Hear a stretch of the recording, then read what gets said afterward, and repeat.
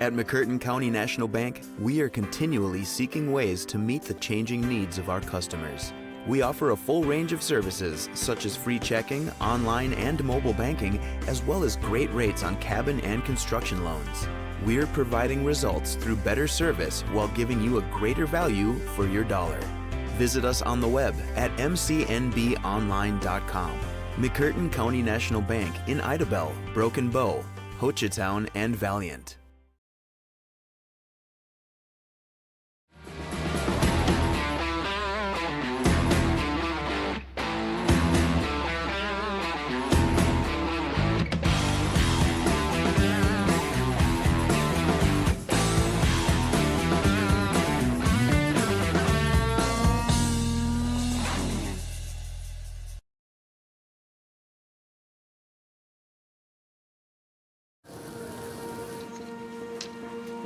I am more than a craftsman.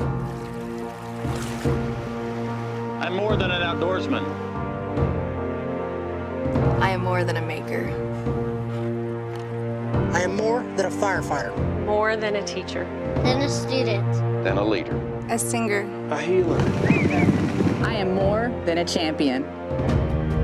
More than a princess. I am more than a warrior. More than a Tushka. More than a storyteller. More than a protector. Than a graduate. A business owner. An athlete. A pastor. Chata ilfina chili. Chata elefana chile. Chata elefina chili. I am Choctaw proud. I am Choctaw proud. I am Choctaw proud. Choctaw proud. Choctaw proud. I am Choctaw proud. We are the Choctaw Nation, and together we're more.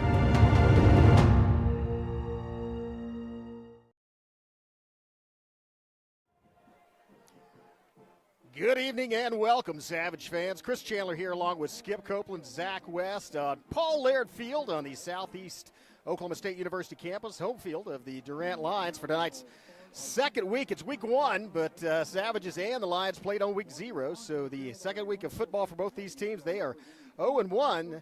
Savages coming off a loss, but a very impressive performance against the McAllister Buffaloes, and had an interview with head coach Maverick Lang, and he talked about the Savage performance and expectations. Starting with, because we started the game on offense, we had a really good productive drive. 5 plays, we marched down to about the 12. 2 penalties killed us. We was first and 10 from the 12 off 5 plays, and then next thing you know, 2 plays later, we're third and a mile, and it puts us in a bind. And that's what we told the kids. They hadn't shown that they could stop us. We were stopping ourselves with penalties and drop passes. Defensively, if you take away 4 snaps, that was 80-something% of their offensive production off of 4 snaps, 3 big plays, then that reverse pass.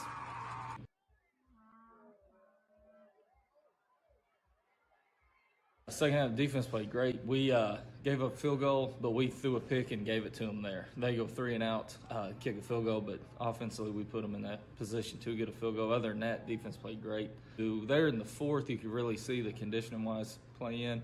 We was getting chunk plays off our run game, but really proud. We kind of challenged them there at halftime. Coming out of the locker room, they responded great, and they played a lot cleaner football both sides of the ball that second half. And the kids have taken ownership in that.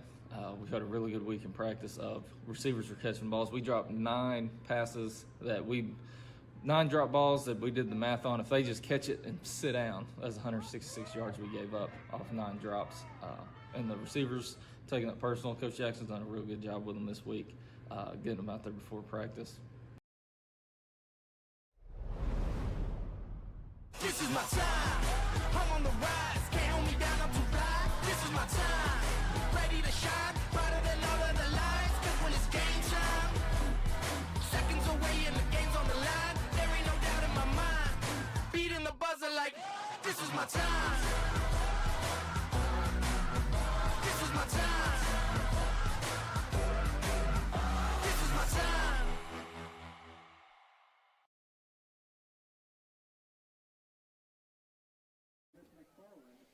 And a big thanks to those media partners. Appreciate your support, allowing Savage fans to watch these athletic contests from the comfort of your home or the convenience of your phone anytime on the Pregame Savages YouTube channel.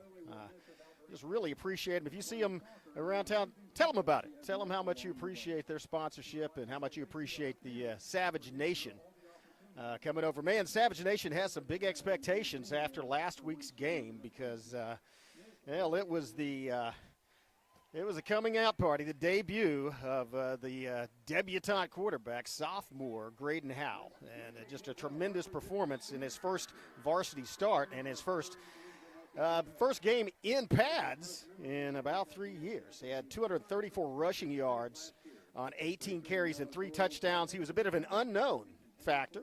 No film of him. Really didn't. McAllister didn't, of course, knew about his athleticism from watching him in basketball, but probably could prepare that. Don't expect that to be the story this week, as they will probably be keying on him. Tremendous performance.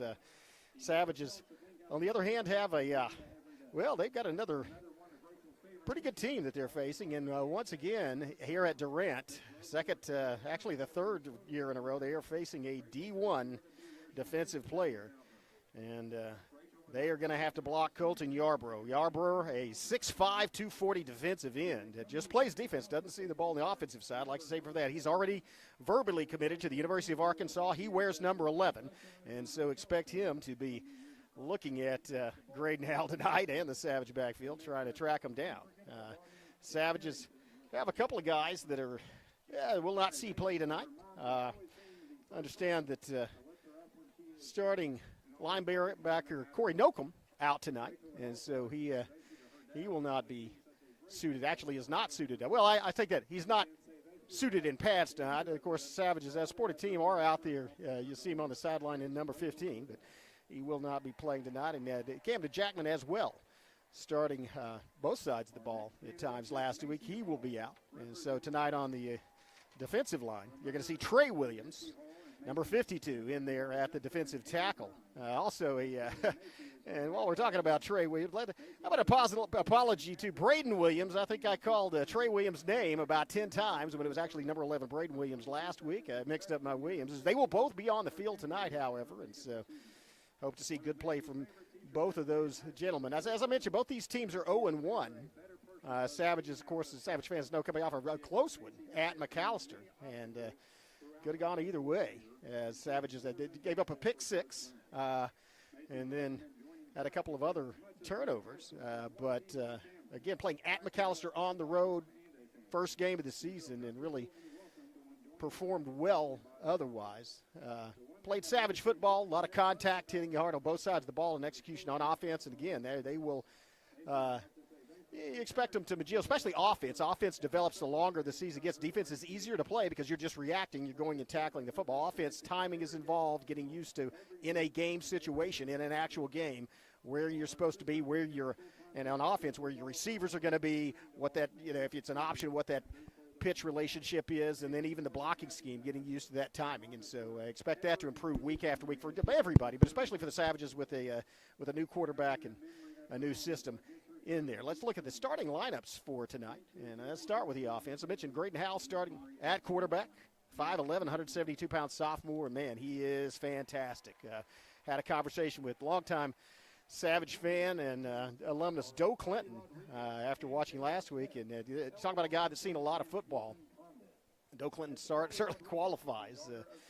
Member of a Savage team. Actually played his college ball here, along with a couple other Broken Bow alums. I believe Ray Hall, Jerry Bailey, Doe Clinton, all played here on this field, along with Granville Chandler, the Area Ghost, and for Southeastern, also high school play at Broken Bow. And Doe Clinton said that Graydon Howell is the best quarterback he thinks Broken Bow's ever had, and that's based on one game. But after that rushing performance, I certainly can't really dispute that. Let's see how he does through the season, but it certainly is a promising start. Along with him in the backfield will be number 44, Quinlan Bailey, a 3-year starter for the Savages. Started at linebacker. Actually started his first game as a sophomore against McAllister. Had another great outing last week, and he is also doing running back duties for the Savages. Will be in that power back. You will see him sometimes in the flex. You'll see him back there. He'll be the only back in the backfield along with Howell, the quarterback. They actually split Howell out to receiver. Had him split out of the backfield over into slot, and I don't know if they'll throw the ball to him or not. We will see. That's the thing, is we haven't really seen a lot of the playbook yet, so we expect to be more of that will be revealed as the season goes on. So expect to see Bailey in the backfield. Also, Braden Williams, a 5'9", 187-pound sophomore, playing in the slot. He will also be split out wide on occasion. And John Hall, 5'11", 160-pound freshman.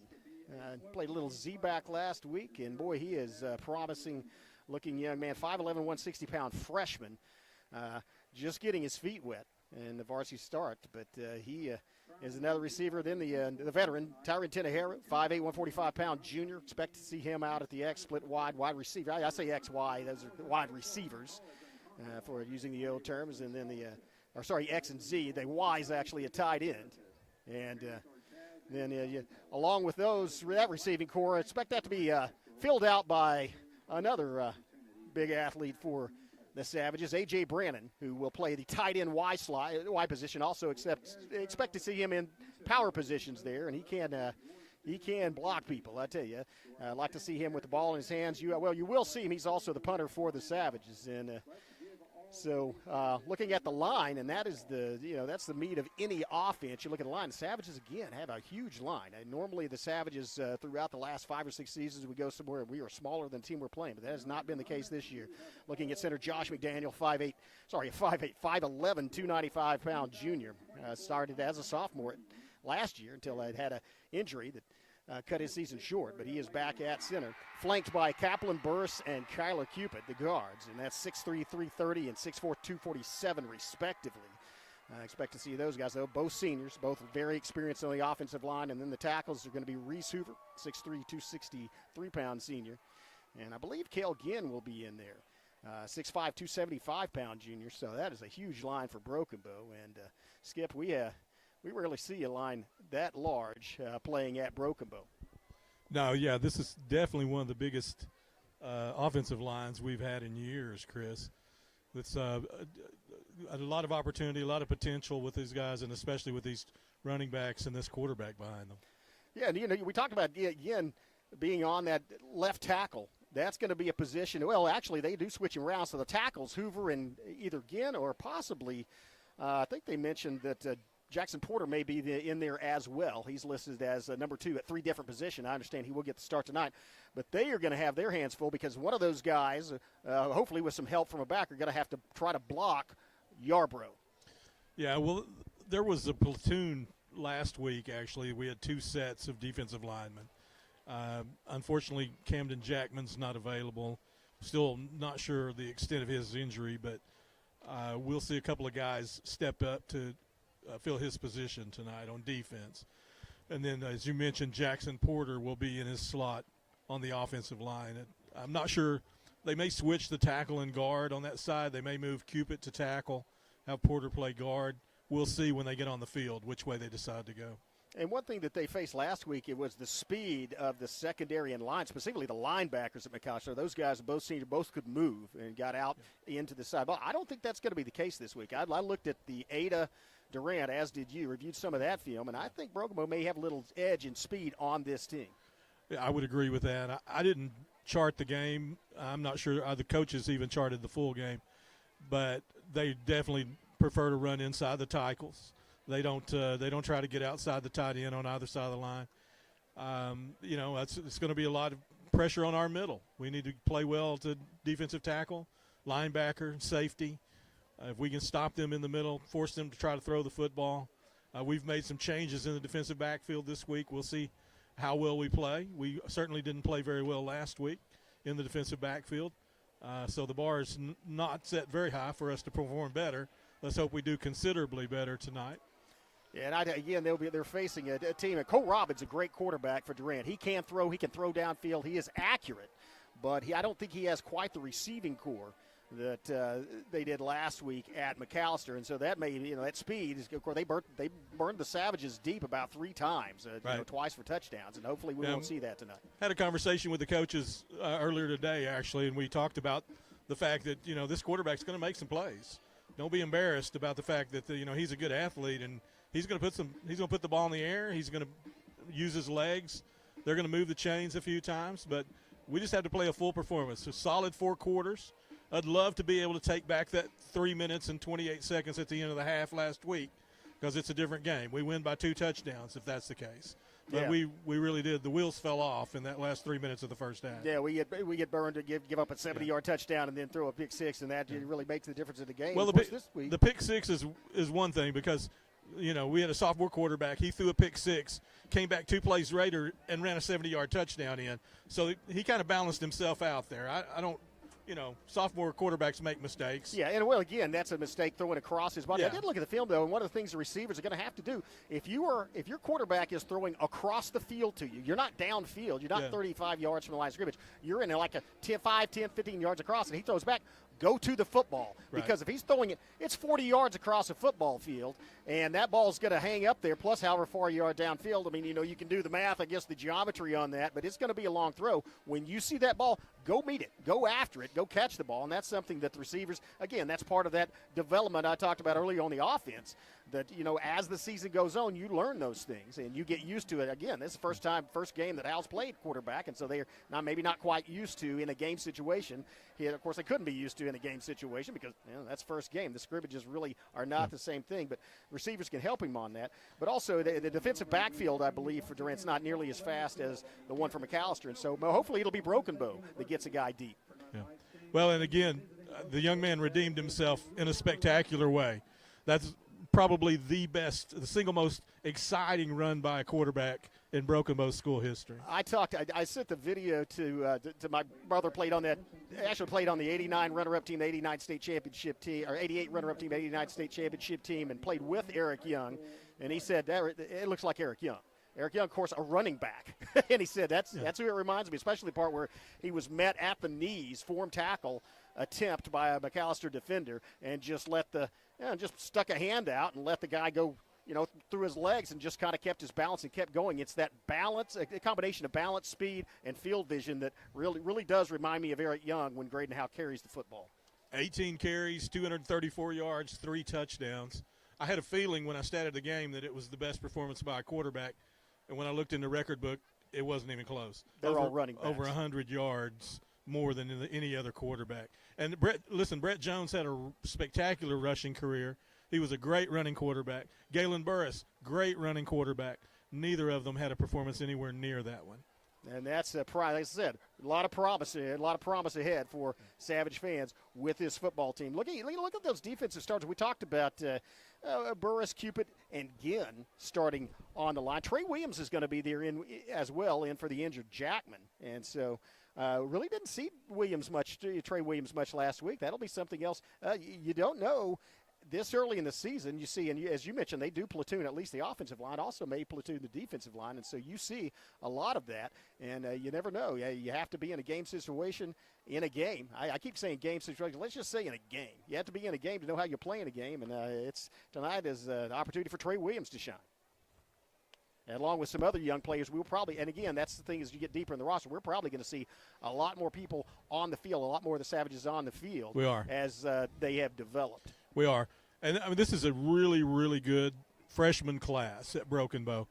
But one of the things about them is just like any other 14-year-old, they need a little chance to mature, chance to get some game footage, get some game action. And, that's happening. We went to Heavener with a JV game earlier this week. And as we get out in front of opponents, which I hope we will, they'll get more playing time in varsity games as well. And you'll see these young guys develop. Let's pause for the national anthem.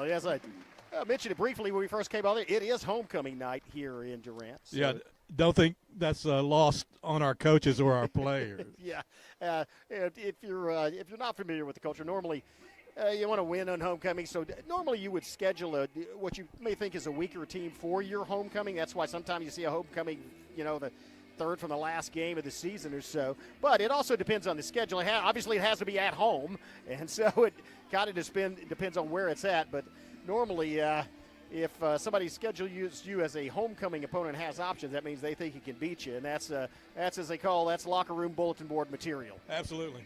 Yeah, they look at the schedule and they say, who do we have the best chance of beating? And that's who they scheduled for homecoming. And, hey, Durant scheduled us, so let's see what happens. They may not be the only one that scheduled us. Yeah, that may not happen again. I will say, again, of course, Durant, a 5A school, second week in a row.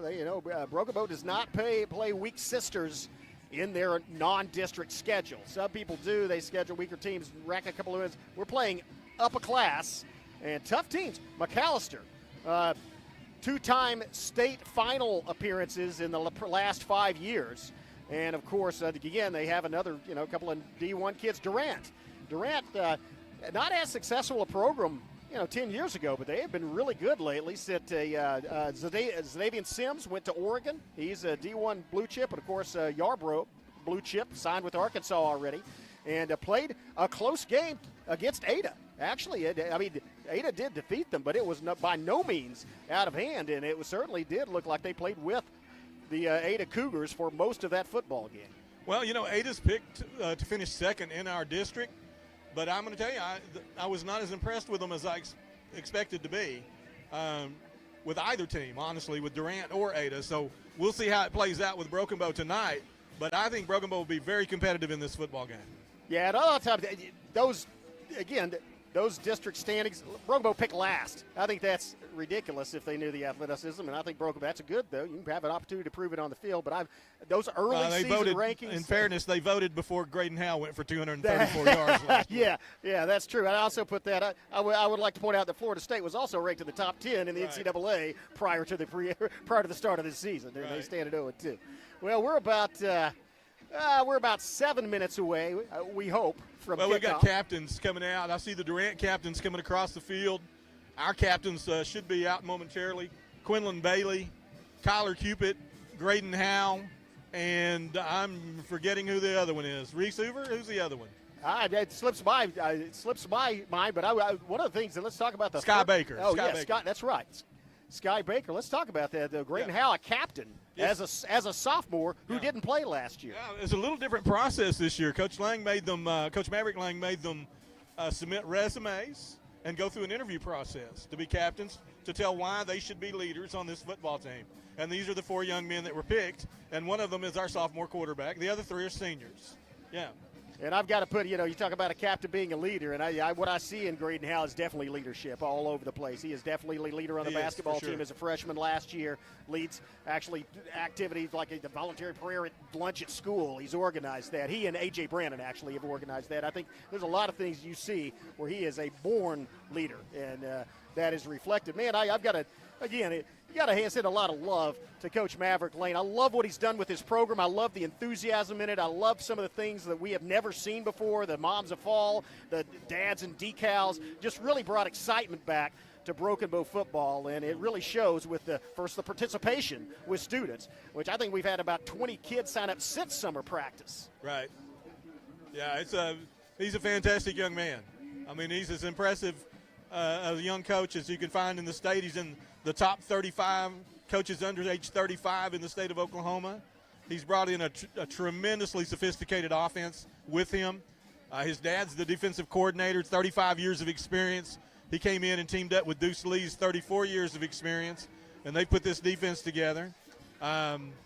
Believe me, both of those men are as embarrassed about our performance over the top last week in the defensive backfield as anybody in the county. So there's going to be some improvement tonight, I promise you that. We'll see exactly what changes have been made and how we shift and adjust.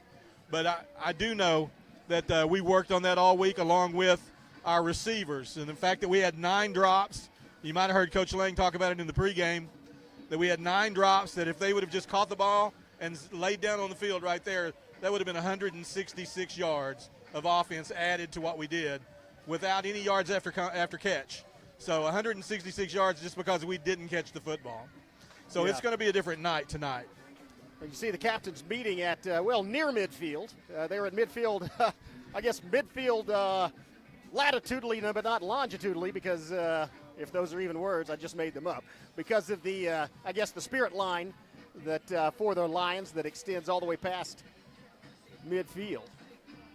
Well, it is. I'll point out something. The Lions, Yarbrough, not out there among them. So it is homecoming tonight, Chris, but Broken Bow always travels well. Durant clearly is filling the house here at Paul Laird Stadium. So this is going to be a noisy crowd. The bands are both on our side of the stadium. So there's going to be a lot of competition for microphone tonight. I'm going to have to produce the game, so I'm going to sign off, and I'll come back and speak with you when the opportunity arises, but appreciate you letting me participate in the pregame. Hey, I've been letting you. I appreciate you doing it. Thanks, Skip. Oh, man, a lot of football knowledge. Savages look like they have elected to receive. As I believe that's what it was. My vision was blocked, but I think the Lions won the toss, and so they elected to defer to the second half, and Savages will receive. Get to see the Savage offense on the field. I want to mention a couple of things. We were talking about Maverick Lang and his mission and vision statement for the football team. And the mission statement, this is a mission statement for Broken Bow football, to build quality young adults to be successful in life through football.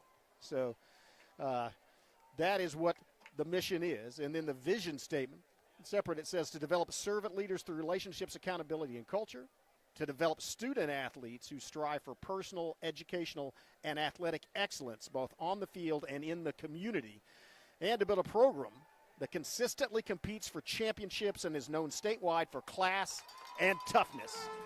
It's the class and toughness that has always been a tradition here at Broken Bow, and boy, they look pumped up coming out of the tunnel. And we so seem to hope to see that displayed on the field tonight. Of course, the Savage cheering squad outfitted in gold out there on the field, and then the Savage dance team in the black with the white pom-pom. Savages themselves in the gray jerseys. Interesting conversation. We were with athletic director and our executive producer, Craig Sundberg, on the way up here, talking about how the rules actually state you have to wear white on the road, but that was, I guess, this kind of grandfathered in, and so Savages have that was after you bought the gray jerseys. That was, again, really the NFHS rules just state that the teams must wear contrasting jerseys. So, normally it's light-colored on the road, and the home team wears dark-colored. Savages in their gray jerseys by Adidas tonight. And the Lions still, are out of the locker room, but have not taken the field yet. Savages out there, you see Maverick Lang speaking with Quinlan Bailey. And then looks like they're pointing. Yeah, the refs stretch. See the officiating crew actually doing stretches. That's the first time I've ever noticed that. But I guess if you have to run up and down a 100-yard field with 17 and 18-year-olds that are in prime shape of their lives, then yeah, maybe you do need to do a little stretches ahead of time. And so, get Savage receiving corps out there. Again, we've seen, haven't really seen any deep kicks thus far this season. Not really at the end of last season, in high school at least. They have seemed to opt for those high kicks that land are between the 25 and 30, but often are fair caught, trying to get the ball where it's non-returnable and even gives your coverage team a chance to get down there. And I mentioned last week, I think you may see eventually, normally and traditionally, your featured return man is going to be in the middle of the field at about the 5 or 10 yard line, depending on the kicker or the team you're facing. And I think you may actually see some teams putting their prime returners at about the 30-yard line on that third line, because that's where the kicks are going now. I see what develops here. Savages kickoff return team out there as they are receiving instructions. And here come the Lions. decked out in red, white, and blue. Yeah, it's Southeastern Oklahoma State University of Durant, a very familiar field for a lot of people from Broken, a lot of people from McCurtain County, but not only from these high school games played here, but a high percentage of the population in our area that attended college have come here, at least taken classes here. Of course, now they have the satellite campus there at Idabel. So I remember us doing a game here against Oklahoma City Douglas. You were on one sideline, I was on the other. We couldn't see each other because of the fog. Fog, I remember that. That was a semifinal or quarterfinal game. I think it was semifinal. Semifinal game, yeah, and it was 94. Yeah, it was that. That's true. We were on opposite sides. This is when we did video production. We weren't did the highlight film for the Savages that year, but we literally, you couldn't see past about the opposite hash mark. It was just this receding fog. It looked great on video, but man, it was cold too. It was bitingly cold. It was also grass back then. Yeah. And it was mud. It was grass, or more likely mud at that point, because this was 13 weeks into the football season. Well, we're 2 weeks into the football season. This is week 1, but week 0, a lot of teams didn't play, but the Savages and Lions were 1, so they both stand 0-1, and both looking to even that up tonight. Here come the Lions to kick off. Back deep for the Savages. It's Sky Baker in the center. Again, the ball usually comes over near this side. It's going to be a high driving kick to the opposite side. Champagne fields it. Fair caught at about the 24-yard line, and that's the same start as most of the kicks last year. Jacob Champagne, pretty sure-handed over there. He's fair caught about 6 kickoffs thus far, or this early in the season. So Savage offense will be displayed. Well, actually, he was backpedaling when he fair caught it, so he gets the ball past the 25, marked at the 26. That's where Broken Bow will start 1st and 10. Here come the Savages.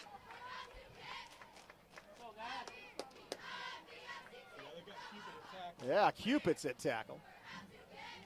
Once again, it's Bailey in the backfield with Howe.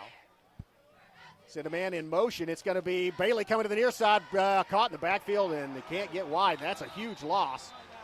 Looked like he stutter step trying to cut it up, and there were 2 Lions in the backfield with him.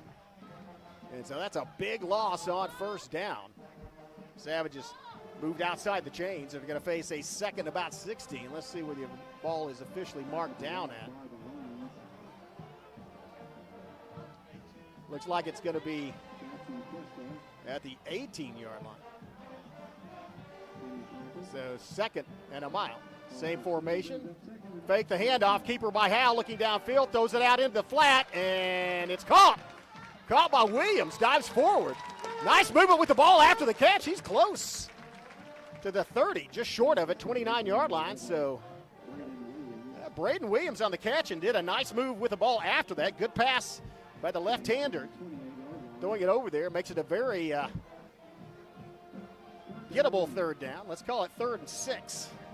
3rd and a long 6, 3rd and a short 7. Savages line to gain is going to be the 36-yard line. Howe rolling out the side, has pursuit, throws it downfield, it's complete! 1st down! DeJohn Hall! He was under pressure, man. He had 2 rushers bearing down on him. Graydon Howe throws it out. Nice touch on the ball. Or actually, that was Sky Baker, I think. Or was that Howe? No, that was Hall. Savages move the chains on 3rd and 7. And so after 1st down, losing yardage on the run, 2 consecutive completions by Broken Bow, has the ball at the Savage 38-yard line, 1st and 10. Twins split to the near side, single back to the other side, fake it, and then a handoff, delay, and it's Bailey up the middle for a 1st down into the Lions into the field. Then that was a beautiful play because they faked the jet sweep, froze the backers, and Bailey just kind of stood there. It was a bit of delay, then handed off, and there was a huge hole in the middle too, and I think the offensive line had something to do with that. Is good blocking, good hole, good run. Savages now have a 2nd 1st down.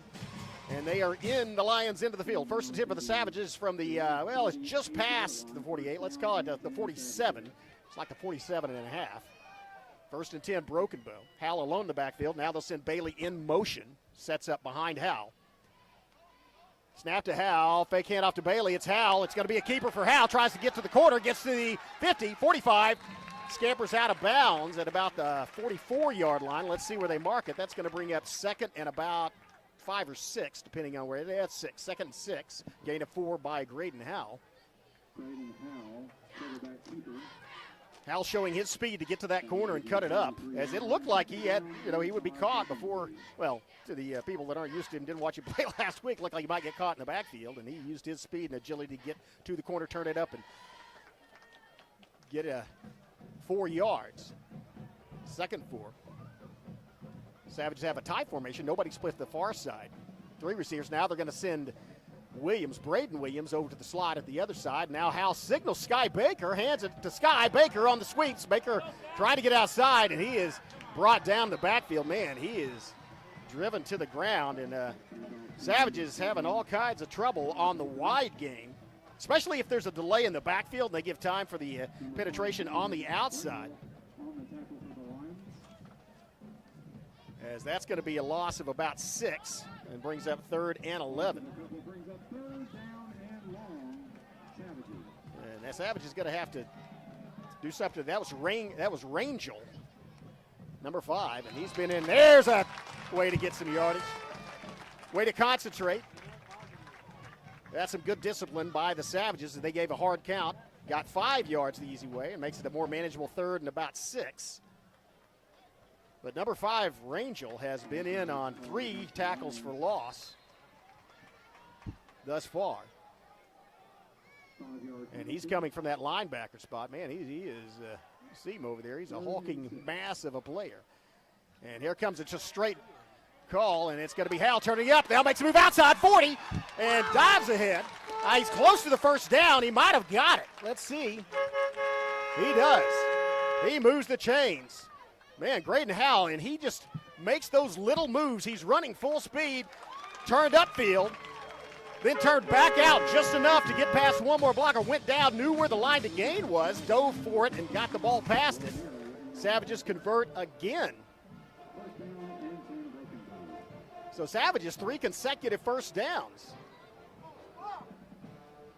1 on a pass to Hall, 1 on a run by Bailey, and the last one on a run by Howell. 1st and 10, deeper into Lions territory. Now they're going to switch or send Brannon and Baker, Rocky Baker. Now it's a Baker pitch to Baker coming back to the near side. Baker, 30, 25. Baker still going, 20. Inside the 20 to about the 16. Rocky Baker rambling across. Man, Baker is just a bowling ball of a man as he goes and bowls over a couple of Lions.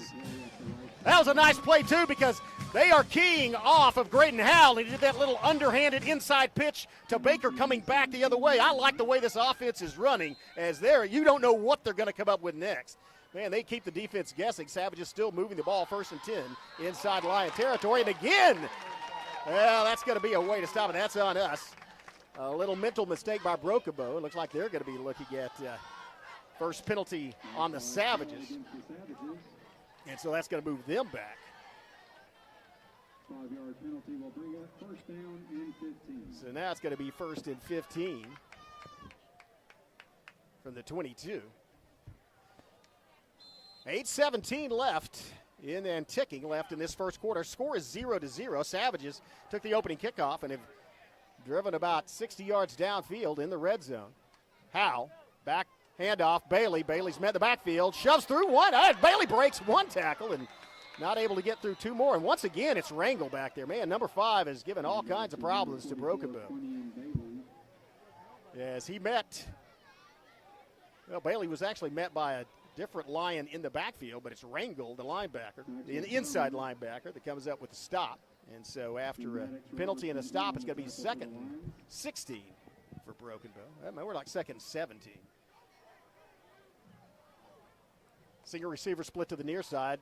There's a good block by Bailey, buying more time for Howell. Howell scrambling, being chased by the D1 Arkansas commit, and goes all the way down inside the 10, slides, and then he was, I don't know if contact was made. That might be an ad angle. Good run by Howell. I think he got the first down. He certainly got close to it.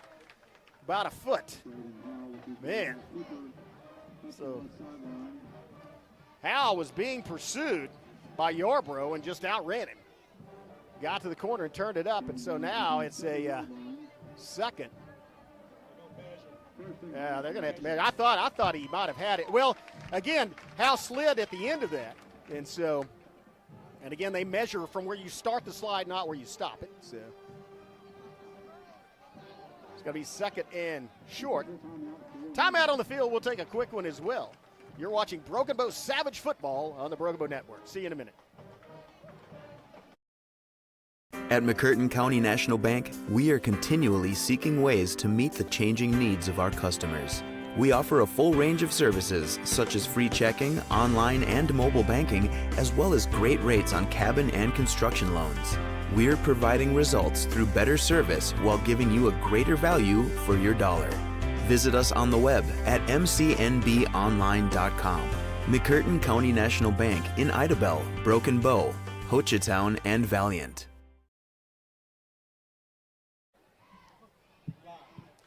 Well, it's second in the length of the football. They did measure it, and it's just short.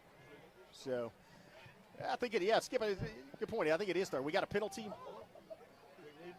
Replayed the down, and so we lost. So it is third in inches, about half a foot. The dial-a-down says 2. Now he's changing it to 3. Okay.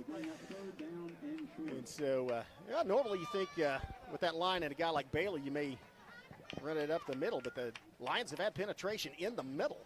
So let's see what the Savages call. Again, I love the way this offense is going. You have no idea what they're going to call, as they have Hall and Tenejero split out to the near side. Bailey in the backfield with Howell.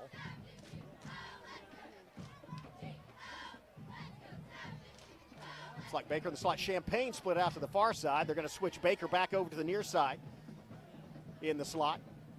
Handoff. No, it's a keeper by Howell. He's to the 5. It goes outside into the end zone. Making it look easy as he strides and cuts it up. Boy, he's maneuverable. So they convert and score. Braden Howell with a 6-yard TD run. That was a very impressive drive by Broken Bow, as that was 76 yards. 6:33 left. 76 yards in 5 minutes, 27 seconds. Silva to do the kicking.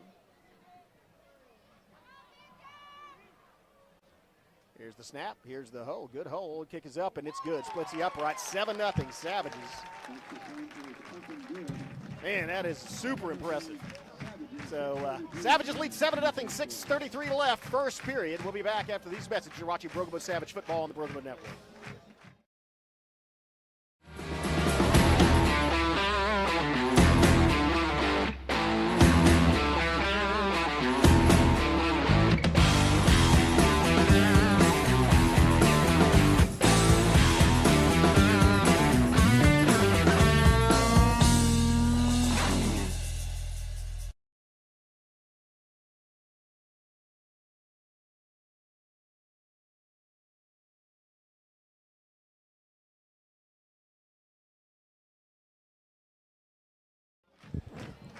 Savages have a lot to cheer about, as that was a very impressive drive. We talked in pregame about just the explosiveness of Braden Howell. So he scores his fourth rushing touchdown of the year, but very impressive runs by Bailey and Rocky Baker as well on that drive. 76 yards. Took about a little over 5.5, or just under 5.5 minutes. 7-0 is your score. Broken Bow leading the Lions. Savages will kick off. Silva following the extra point will kick off a little bit into the wind. Looks like it's a little bit of a crosswind, but it is, when I say a little bit, probably about 10 miles an hour. So might expect the ball to be blown toward the far side.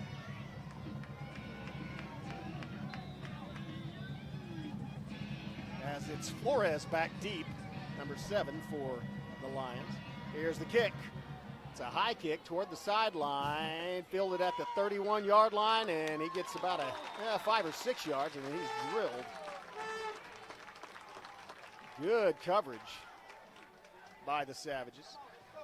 And so Lions will start in pretty good field position, though, as that kick was a little short. It was fielded right at the 30-yard line.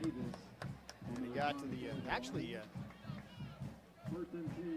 I said 7, more like an 8-yard return to the 38. That's where the Lions will set up.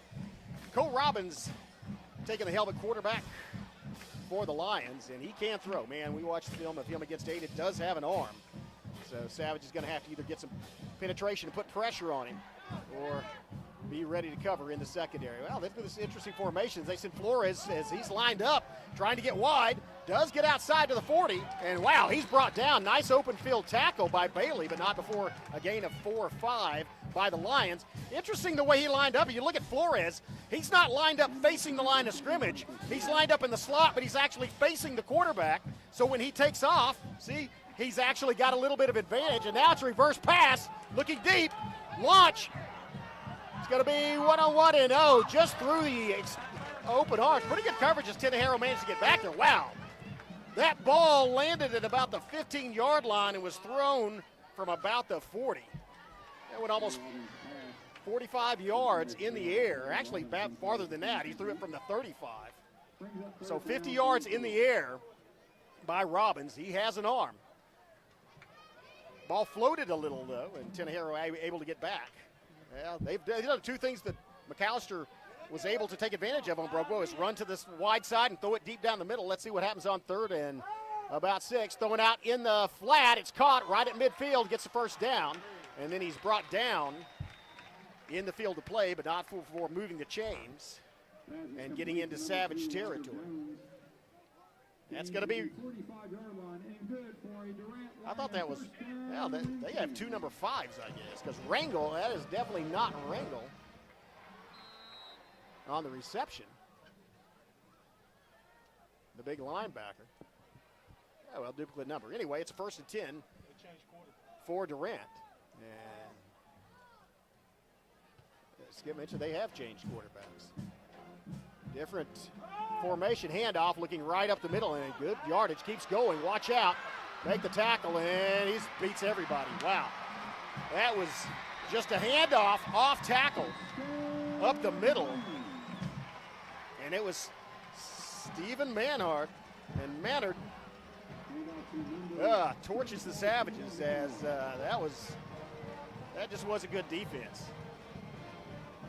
He ran right up the middle, and I don't know if he was ever touched. He did make some good open field moves and has long strides, but the Lions have an opportunity to even things up here. 5:23 left, first period.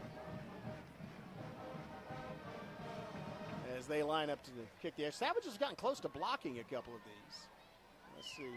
They're having a little, their play clock's at 5. They may have to call timeout on this extra point attempt.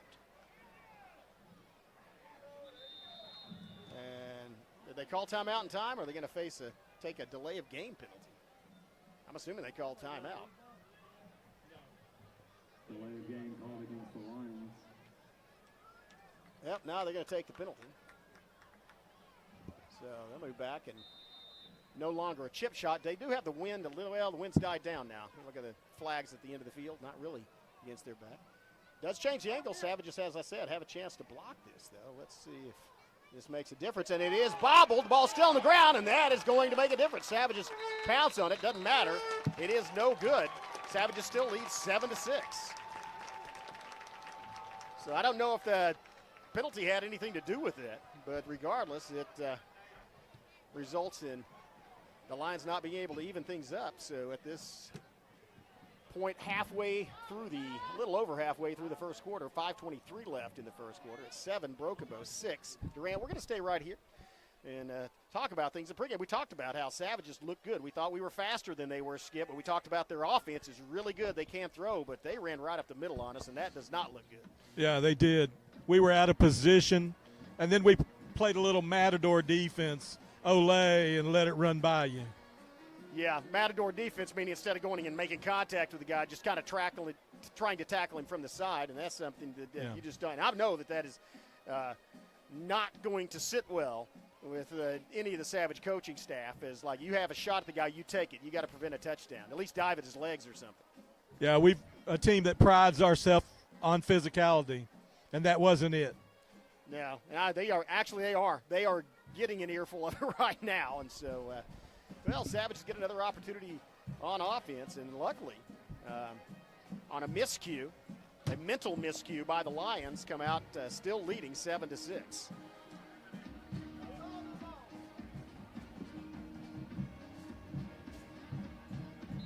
And again, this ball's probably going to go over there to about the 30-yard line where Jacob Champagne is lined up. That's been the key so far. And here's another kick. It's a fair caught just inside the 30 at the 28 by Champagne. And so I tell you, Champagne, I don't know if that's if you fair catch a kickoff, I don't know if that counts in your statistics, but Champagne has about 8 kickoff returns thus far in the season for about 0 yards as he's fair caught every one of them. So I guess I give him the sure hands award. And not to have,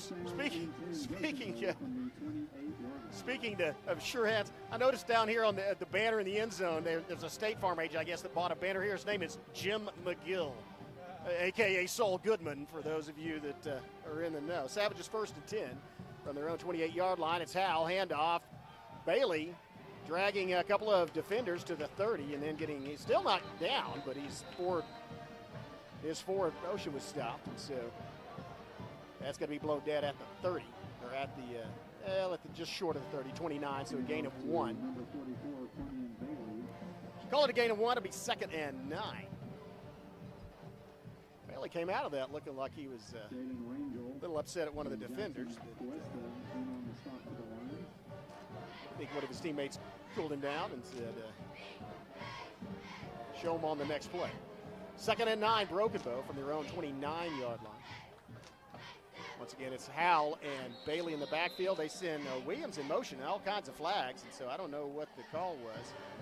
Williams came straight across, so I don't think it's illegal procedure on him, but it is going to be a false start against someone, and so Savage is going to go back 5 yards, back outside the chains, and they will face 2nd and 14. Yeah, the line to gain is their own 38-yard line.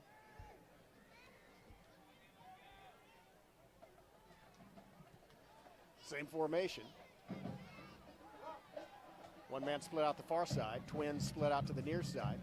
Man slot back to pass. Looking, and Hal's going to have to run. No, manages to get it off. Whoa, a pass kind of on the money. Well covered, but he got that out to Hall. Had to kind of throw across his body, and Hal was well covered, but had a chance at the ball. I believe a defender for Durant got there at the same time the ball did, knocked it loose. I'm surprised Hal, he is elusive. I'm surprised he was able to get loose and throw that ball. Looked like he was going to be sacked, but he avoids the sack.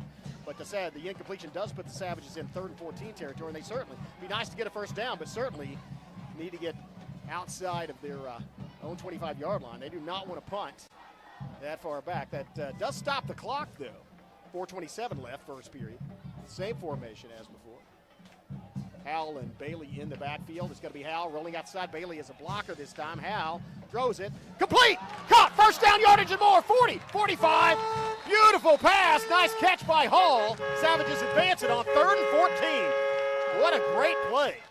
And there's DeJohn Hall, the freshman, showing the ability as he caught the ball and then made a move upfield. That's a very heady play. Knew he had to get upfield to make the first down. Got there. The Savages convert on 3rd and 14. Excellent job. And get a new set of downs and a new breath of life. They lead 7-6 with 4:09 and ticking left in this first period of play. They send Tenehiro in motion, handoff here. Oh no, fake handoff to Tenehiro, and then up to middle Bailey. That's the same play they got the first down, and it's working again. That fake sweep freezes those linebackers. It gives just enough time for Bailey to get past him. He is fast, runs a 4.8, 4.7 speed, and so smart run by Bailey as he didn't try to make any move, just took it and ran straight upfield. North and south running. Nice gain on first. Let's call it 7 yards. Brings up a 2nd and 3. Also, he gets into Lion territory. Bailey and Hal. Hal looking to the sideline. Look like they may audible. A lot of time left. 10 seconds still left on the play clock. Twins are a single receiver split out to the side. Now it's going to be handoff. Bailey trying to get to the corner to the 45. Bailey to the 40. Accelerates 35. Still going 30. Bailey across the 30. Man, that was a brutal run. And that may be a unnecessary roughness or some kind of penalty at the very end of the play. Holding. If holding's a call, it's going to come back. Well, that's unfortunate. negates a beautiful run by Bailey as he got the corner, and then he just sort of brutalized a couple of defenders, just kept his legs pumping, used his big body and momentum to lean into him, but all for naught, as that's going to move it back into Savage territory. They'll replay second down, but this time from Broken Bow's end of the field as the ball's at the Savage 49. Line of gain is the 47-yard line of Durant.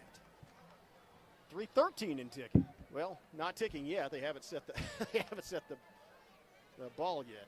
Okay. All right. Yeah. Sorry, it was at the 49. Now it's the 44-yard line. Second 14 for Broken Bow. They'll replay that. Handoff. It's going to be Frazier looking to get the corner. Makes a cut and gets almost back to the original line of scrimmage, but not quite. That's going to be a gain of about 3. That's going to bring up a 3rd and 11. Well, see what the Savages have in their playbook. Last time on a 3rd and 14, they converted with a Howell pass to Hall. Tell you what, the Lions have adjusted after that first drive because we really haven't seen Howell take a keeper very far in this series anyway. That may change on this play. Let's see if they send pressure. As Yarbrough looks like he's going to try. It is Yarbrough chasing down Howell, and it's going to be Howell gets the ball off, throws it downfield. It's completed to 30. First down and more. That's a horse collar tackle. Beautiful pass down the sideline. Caught by Brannon. First down. 2 consecutive 3rd and long passes by Graydon Howell. And the Savages move the sticks again. And that was awesome as he had both Yarbrough and another Lion breathing down the back of his neck. Man, sophomore quarterback looking like a seasoned veteran here. 1st and 10 for the Savages. Handoff. Frazier looking for room to run. Cuts it up at the 20. Inside the 20 to about the 16. Nice gain on first down. Keeps the clock moving as it's just over 2 minutes and ticking. Savages do lead by 7-6 here in the first period. They started this drive on their 28-yard line. Have moved all the way into the red zone. And are now at the 16 of Durant. There's a hard count trying to get the Lions to jump off sides, and it might have got one of the Savages to move as flag was thrown. Let's see what the call is.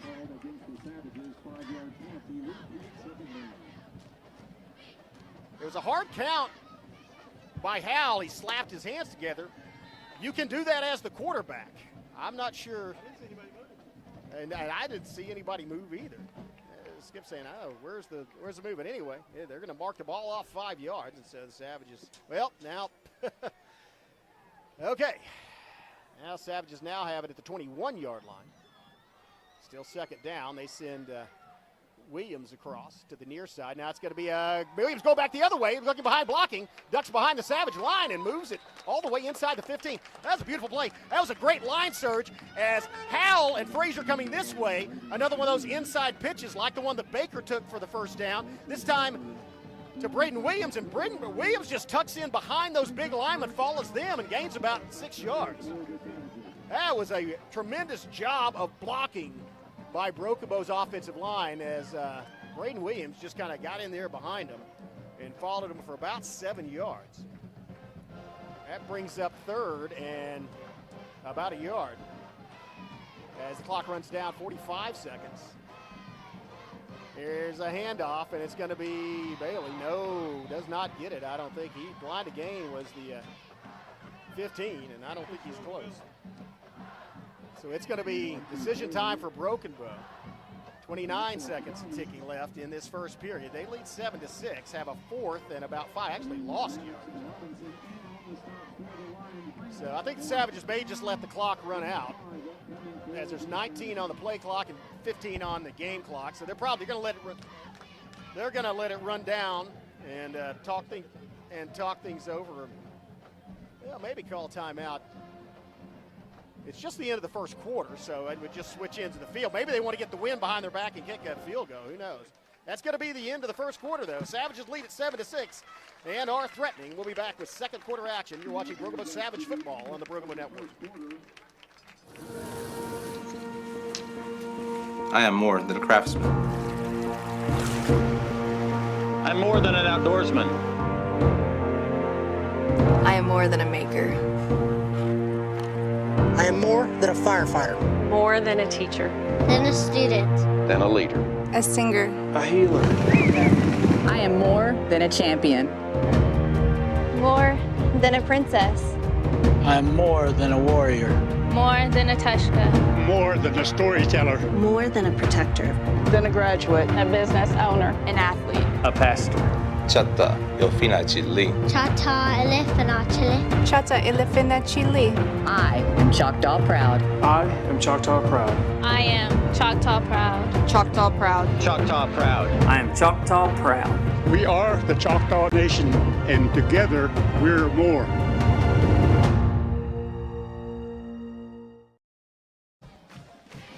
Well, a change of scenery for Broken Bow as they move from one end of the field down to the other at the quarter break. And they are facing a fourth down. It looks like they're going to be going for this. Well, now Victor Silva's out there holding the football. But now he's walking toward the sideline. So they have elected to go for it. Savages, well, line to gains the 15-yard line. Let's see what they have up their sleeve. Hall split out to the far side. Tenejero to the near side. Bailey in the backfield. Now they're going to switch Champagne and Rocky Baker over to the near side. Bailey back there. It's going to be a keeper. Graydon Howe looking for running room. Has it to the 10. First down and more. 5. Down near the end zone. Did he get in? Touchdown. No, at the 1-yard line. Oh, move the chains. That was just student body left. Beautifully drawn play as they had Baker switch over to the near side in the slot and then added Bailey as another blocker and just followed him into the end zone. So it's first and goal for the Savages from the 1-yard line. Nice run. Keep in mind this drive started at the Broken Bow 28-yard line way back in the first quarter. And now they're 1 yard from pay dirt, or pay artificial dirt, as it were. There's the handoff. Bailey up the middle looking, and nope, it's going to be a keeper. That was a good fake. I thought Bailey had the ball. Blow the whistle. That was a keeper, and I think Hal might have lost a yard. Got his forward progress stopped at the 2. Let's see where they mark it. And that's exactly what happened. So it's going to be first and goal from the 2. Actually, say he lost 2 yards. So. Second and goal from the 3. Second goal from the 3. Same formation. Al tries to get, almost does get a couple of the lines to jump. Nose guard and inside linebacker there on the right side. Now the Savage is going to call timeout and talk things over. We're going to stay right here and talk things over ourselves. This is interesting. And this is something that, again, we talked about how big that Savage offensive line is, and they've shown it at times, but this is when you would rely on that line. You need 3 yards. You've got 3 plays to make it. Well, basically, we've got a big interior line across the ball from us. Is the biggest problem. But what you're seeing is the elusiveness of Graydon Howe combined with the expert play calling of Maverick Lang. And we've moved the ball. We've dominated time of possession. We've moved the ball on both possessions, the length of the field both times. They haven't stopped us yet. Now, we've had to convert on 3rd and long, on 4th down. We've had to convert, but we're doing it. We're getting the offense on the field and moving the ball. And we are seeing 2 very good offenses here tonight, that's yes, for sure. Savages have, again, I don't know. You're absolutely right about the play calling. I have no idea what Broken Bow's going to do. I would have known probably in the past. Well, it's pretty obvious. I don't have. Yeah, no, he's a dynamic play caller. He's a wonderful offensive coach. I mean, we could hand it to Bailey. He could keep it. He could throw it. Anybody on that field that is not a lineman could wind up with the football in their hands. Let's see what the call is. 3rd goal for the 3. Hal takes the snap. Now he's running to the near side, pitches it out, and then that's going to be still up. Bailey, can you get down inside the 5? No, he loses another yard. That was an option to the right, to the short side of the field. And Savage has lost another couple of yards. They are actually outside the 5, I think. Bailey wound up outside the 5. So this brings up out of the 7. So Savages have had 2 consecutive plays where they've lost yardage. Again, running to the near side. May see the speed of Graydon Howe going to the far side. Tenejero split out there as well as Hall. Here's Hal looking. Hal gets past 1, would be, and just jukes his way into the end zone. Man, he was caught dead to rights. They had a linebacker or defensive tackle standing there in front of him. He made a little move with his body to the outside and cut it back, and that guy fell down in front of him. I mean, you can't believe how quick this quarterback is. Durant sure can't believe it. So on 3rd and 7, it's Howell scoring his 2nd rushing touchdown of this game, his 5th one of this season, and now the Savages are up 13-6. Chance to make it 14-6 off the foot of Victor Silva.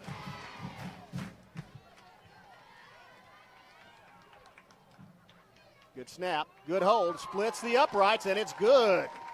14 for Broken Bow, 6 for Durant. 10:38 left in the first half. You're watching Broken Bow Savage Football on the Broken Bow Network. At McCurtain County National Bank, we are continually seeking ways to meet the changing needs of our customers. We offer a full range of services such as free checking, online and mobile banking, as well as great rates on cabin and construction loans. We're providing results through better service while giving you a greater value for your dollar. Visit us on the web at mcnbonline.com. McCurtain County National Bank in Idabel, Broken Bow, Hochatown, and Valiant. The Broken Bow Savages have had a touchdown drive in the first quarter and a touchdown drive in the 7th quarter, and they're both long drives. So we went, looks like they went 76 yards on that first drive, and then went 72 on that second one. So that's it. They haven't punted yet. No turnovers, just very, very long drives. We're already into the 2nd period of play. A little over 10 minutes left in the game, and we've only had 3 possessions. And Savage is taking a lot of time. Durant on the other, big play.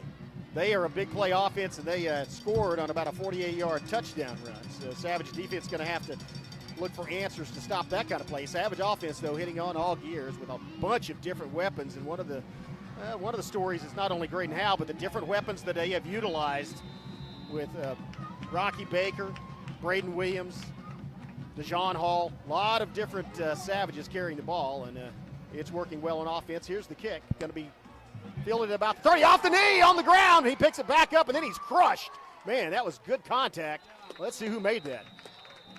That was a nice hit inside, right off of the ball. I think that was Cole Patrick. As very lucky bounce for the Lions, though, as that ball came off, the shoulder pads hit the field and then came back up right in front of the return man. And so they didn't lose it. He didn't lose it, but he paid for it as he was struck at about the 35-yard line by Patrick. Actually struck right at the 37 because he was knocked flat down. And so still pretty good field position to start off. 7-yard return with the aid of a fumble. And so Lions start out their own 37.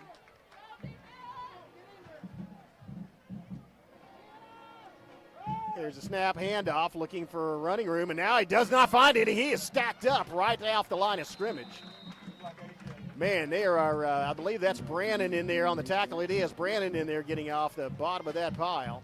About 6 other Savages as well, so good pursuit to the ball, making contact at the line of scrimmage. They managed to get about a yard or 2 after that, but that is all. That brings up 2nd and 8.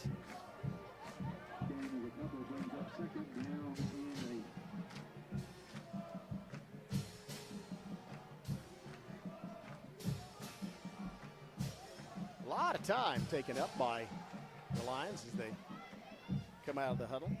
Robbins back in at quarterback. Robbins looking on the keeper. Robbins running to the far sideline, and he has knocked his legs out. Nice open field tackle. That was Isaiah Fields up against the much bigger Robbins. Smart move. You go take his legs out. Yeah, they're trying. And he could not get to the corner. Yeah, they're trying to stretch. They saw McAllister succeed at it, but Broken Bow doing a much better job sealing the edge this time. Yeah, and I'll tell you, Robbins, as good a quarterback as he's not nearly as fast as the running backs for McAllister, but that was an excellent job. Isaiah Fields out there on an island and took him down. So 3rd and 2. Might expect a hard count here, try to get Broken Bow to jump off sides, and there may be another keeper by Robbins. Let's see. It looked like the back moved, and he's tackled. It's going to be close. Man, he was met in the backfield, knocked down by Cupid, and I believe, again, I think he is short. He's about a yard short. It's going to be up decision time for the Durant Lions. They marked it down right at the 47-yard line. So they're going to go measure it. But again, I said this last week, I get this on a grass field where they paint the lines, but these stripes are permanent. So I think the line at the hash mark is going to be at the same spot longitudinally as the line on the sideline. So as you see, well, no. Wow, that is you could slide a couple of, you could slide a thick term paper maybe in between there. That's Skip said fourth in a credit card. Well, yeah, I think we're about to see a hard count and then a rugby scrum. So the Savages, this is going to be a little bit of a chess match between offensive coordinator and defensive coordinator, as I'm certain the Lions are going to go for it. And I'm pretty certain that you're going to see the Savage linebackers getting about an inch off that football. He gets it just a yard, but that's enough to move the chains. And so fourth down conversion by the Lions. Still in their own end of the field, though, as he got to the 49-yard line, and that's where they'll have a 1st and 10.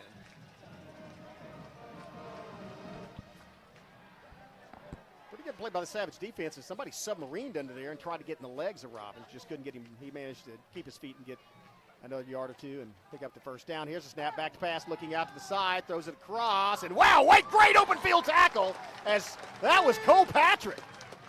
He came flying. Once he read that perfectly. Once he saw that it was coming out into the flat, he ran full speed, didn't even look for the football, just came full speed to make the tackle as he knew he was going to get there.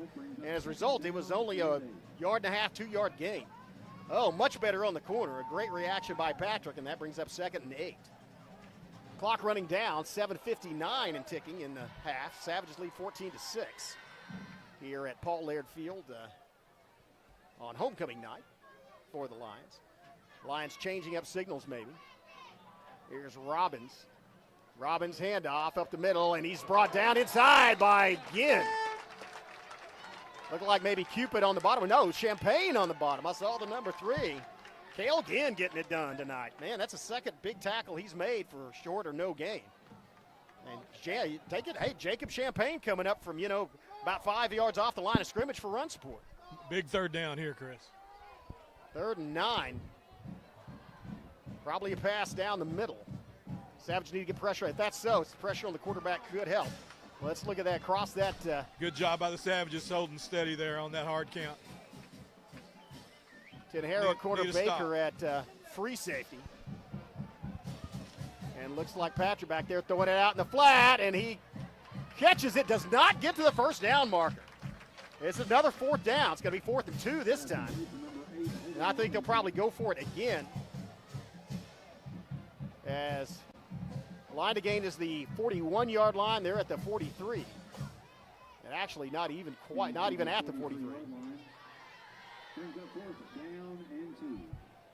Just past the Savage 43, between the 43 and 42-yard line. So I see the same thing as last time.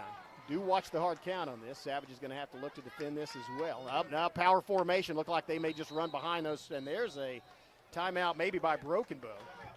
No, Durant called the timeout. Savage is winning that battle. Timeout on the field. We'll just stay right here as Savage formation. Recognized they had like the double slot formation over there with the power to the far side. Yeah, it's hard to stop that out route like that. I mean, but we did a good job of keeping him from moving the chains. Now we got a big 4th and 1.5 yards or so here. An obvious opportunity here to get a turnover on downs. I mean, I'm hopeful that this defense has stepped up and turned things around this week. Yeah, we talked about it in the pregame. Cole Robbins, a great passer and a big guy, can run the ball.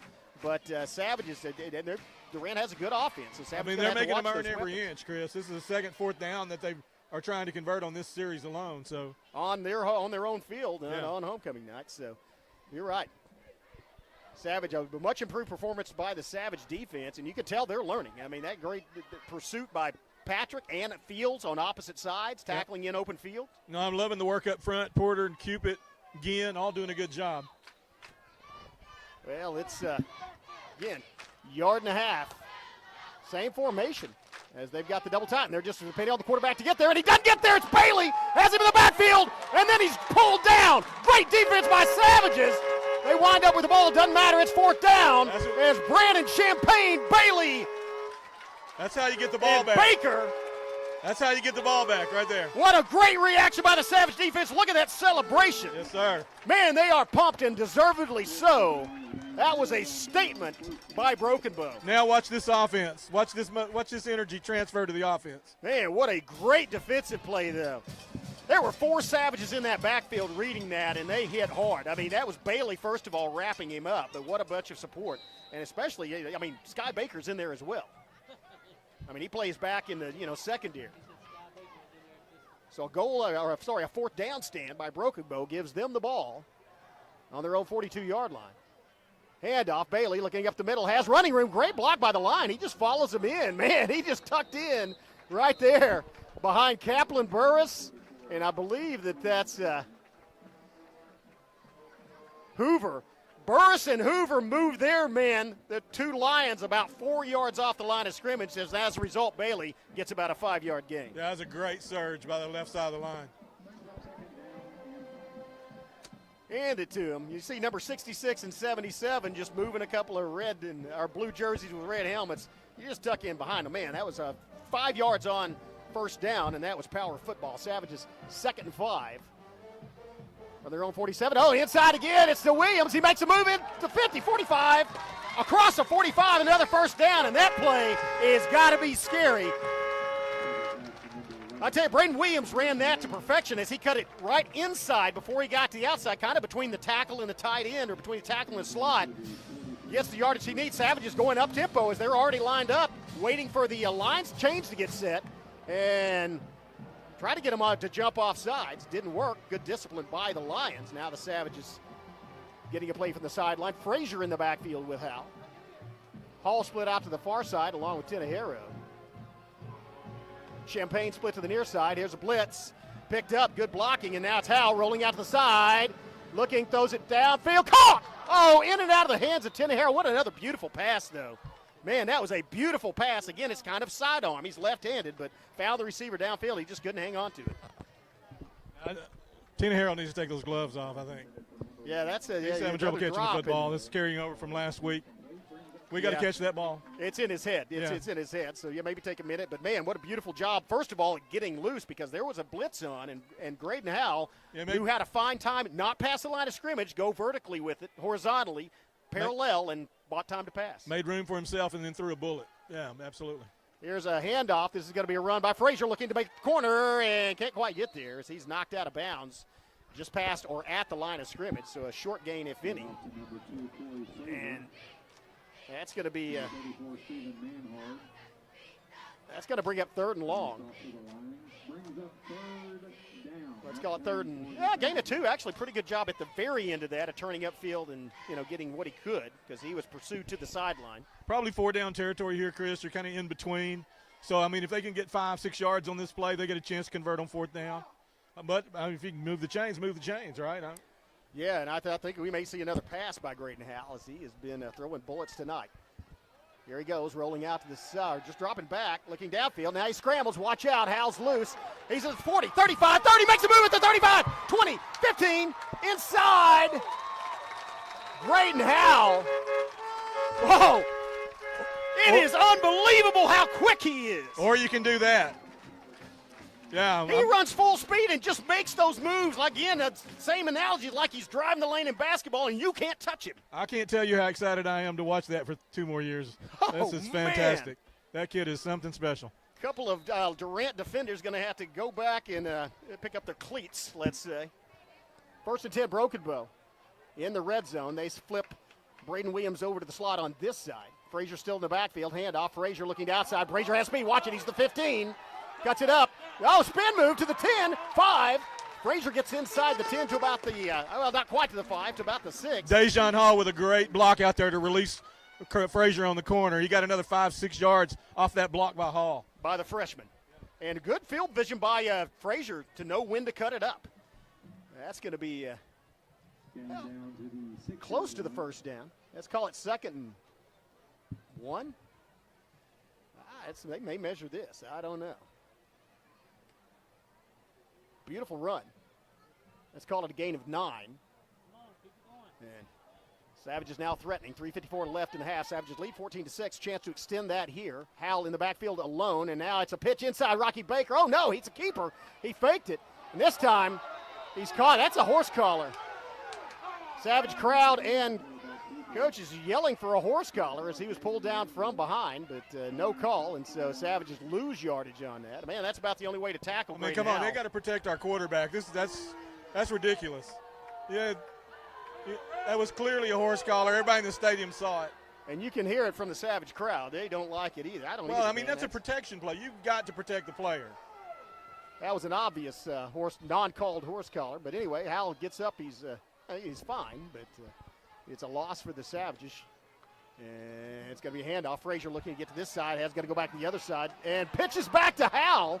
I don't know. And he tries the horse collar again. Howell tiptoes inside the 5. And there's a hit at about the 5-yard line. I think he got the first down. The line to gain, I believe, is the 5. And he was inside it when he stepped out. It is. First down. That man, Graydon Howell.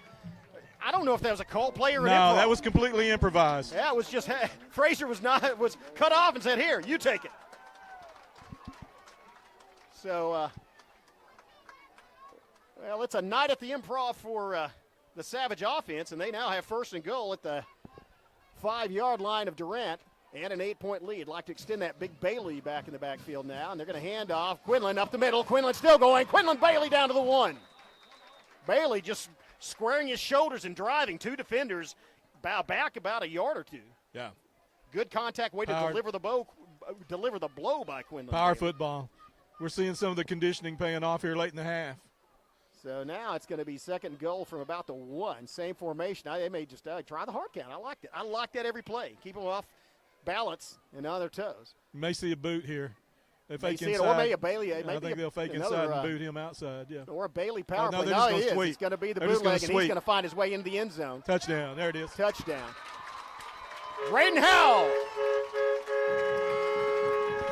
Well, Graydon Howell gets his 3rd rushing touchdown of the game and his 6th of the season, and we're not out of the first half yet here at Durant. 20-6 is your score. Savages with the lead. Victor Silva with an opportunity to make it 21-6. Happy homecoming, Durant. Yeah.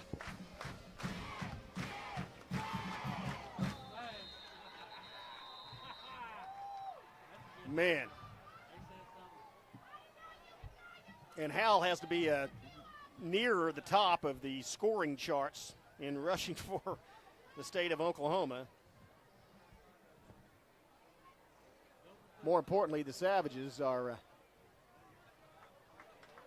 up by 14 with a chance to make it 15 here on the road in the 2nd week against a 5A team. So what do we got here? Is this an unsportsmanlike call? I'm not sure. The Savage coaching staff is out there talking about it. So on an untimed down, then that's going to be administered in the kickoff. So it'll be administered on the kickoff. That'll help because we've been giving them good field position. Personal foul on an untimed down is on the kickoff. Yeah.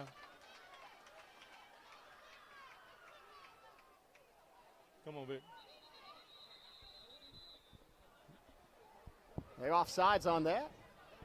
They're going to re-kick it.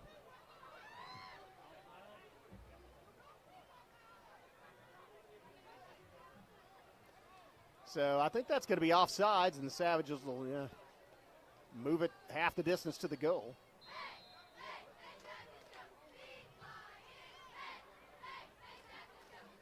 So we'll retry the PAT. Snap, good hold. Kick is blocked. Nope, it's up and good. Sorry, I saw a shoe come off. It is 21-6. Savages hitting on all cylinders. 3 touchdowns by Graydon Howell here in the first half. 2:15 still left to go. We'll take a break and come back with a kickoff. You're watching Bergamo Savage Football on the Bergamo Network.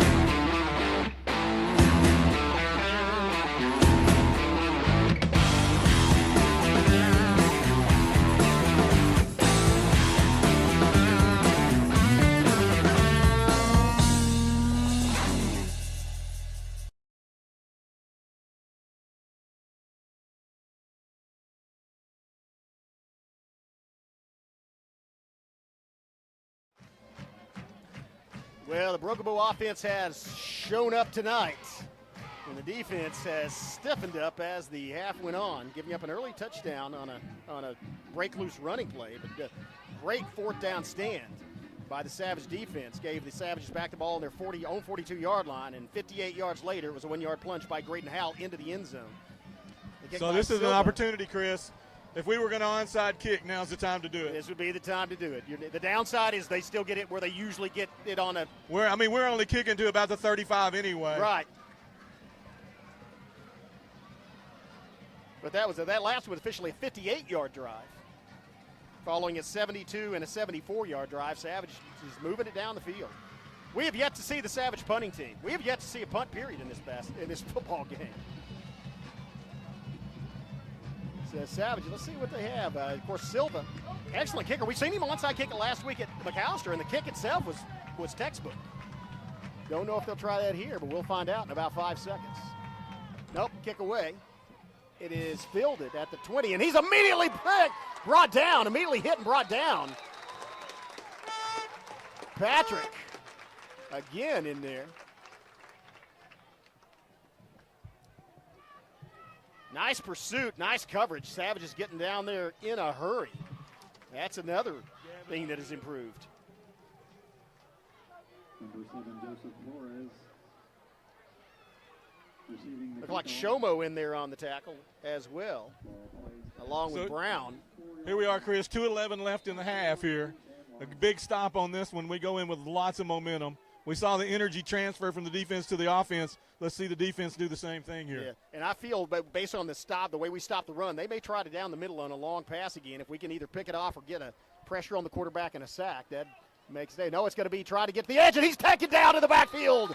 Once again, that was Cupid just coming through there and just taking him down without – it was an arm tackle.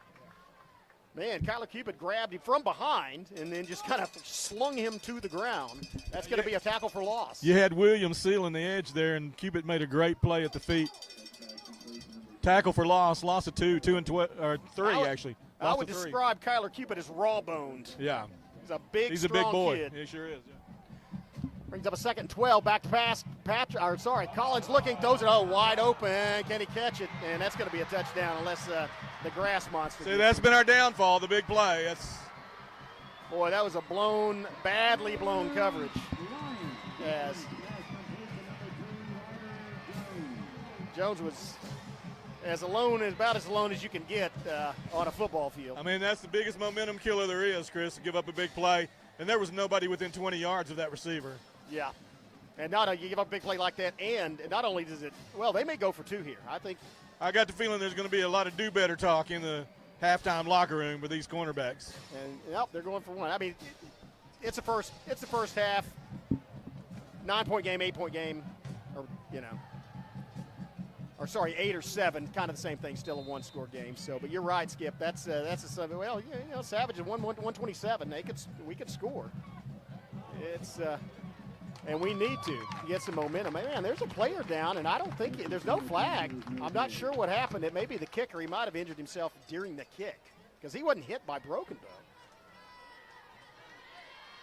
But I think that's their quarterback. That's Collins, right? Robbins. That's Robbins. That's their quarterback. Just threw that 72-yard touchdown pass. 78-yard touchdown pass. He's hobbled. Well, extra point was good.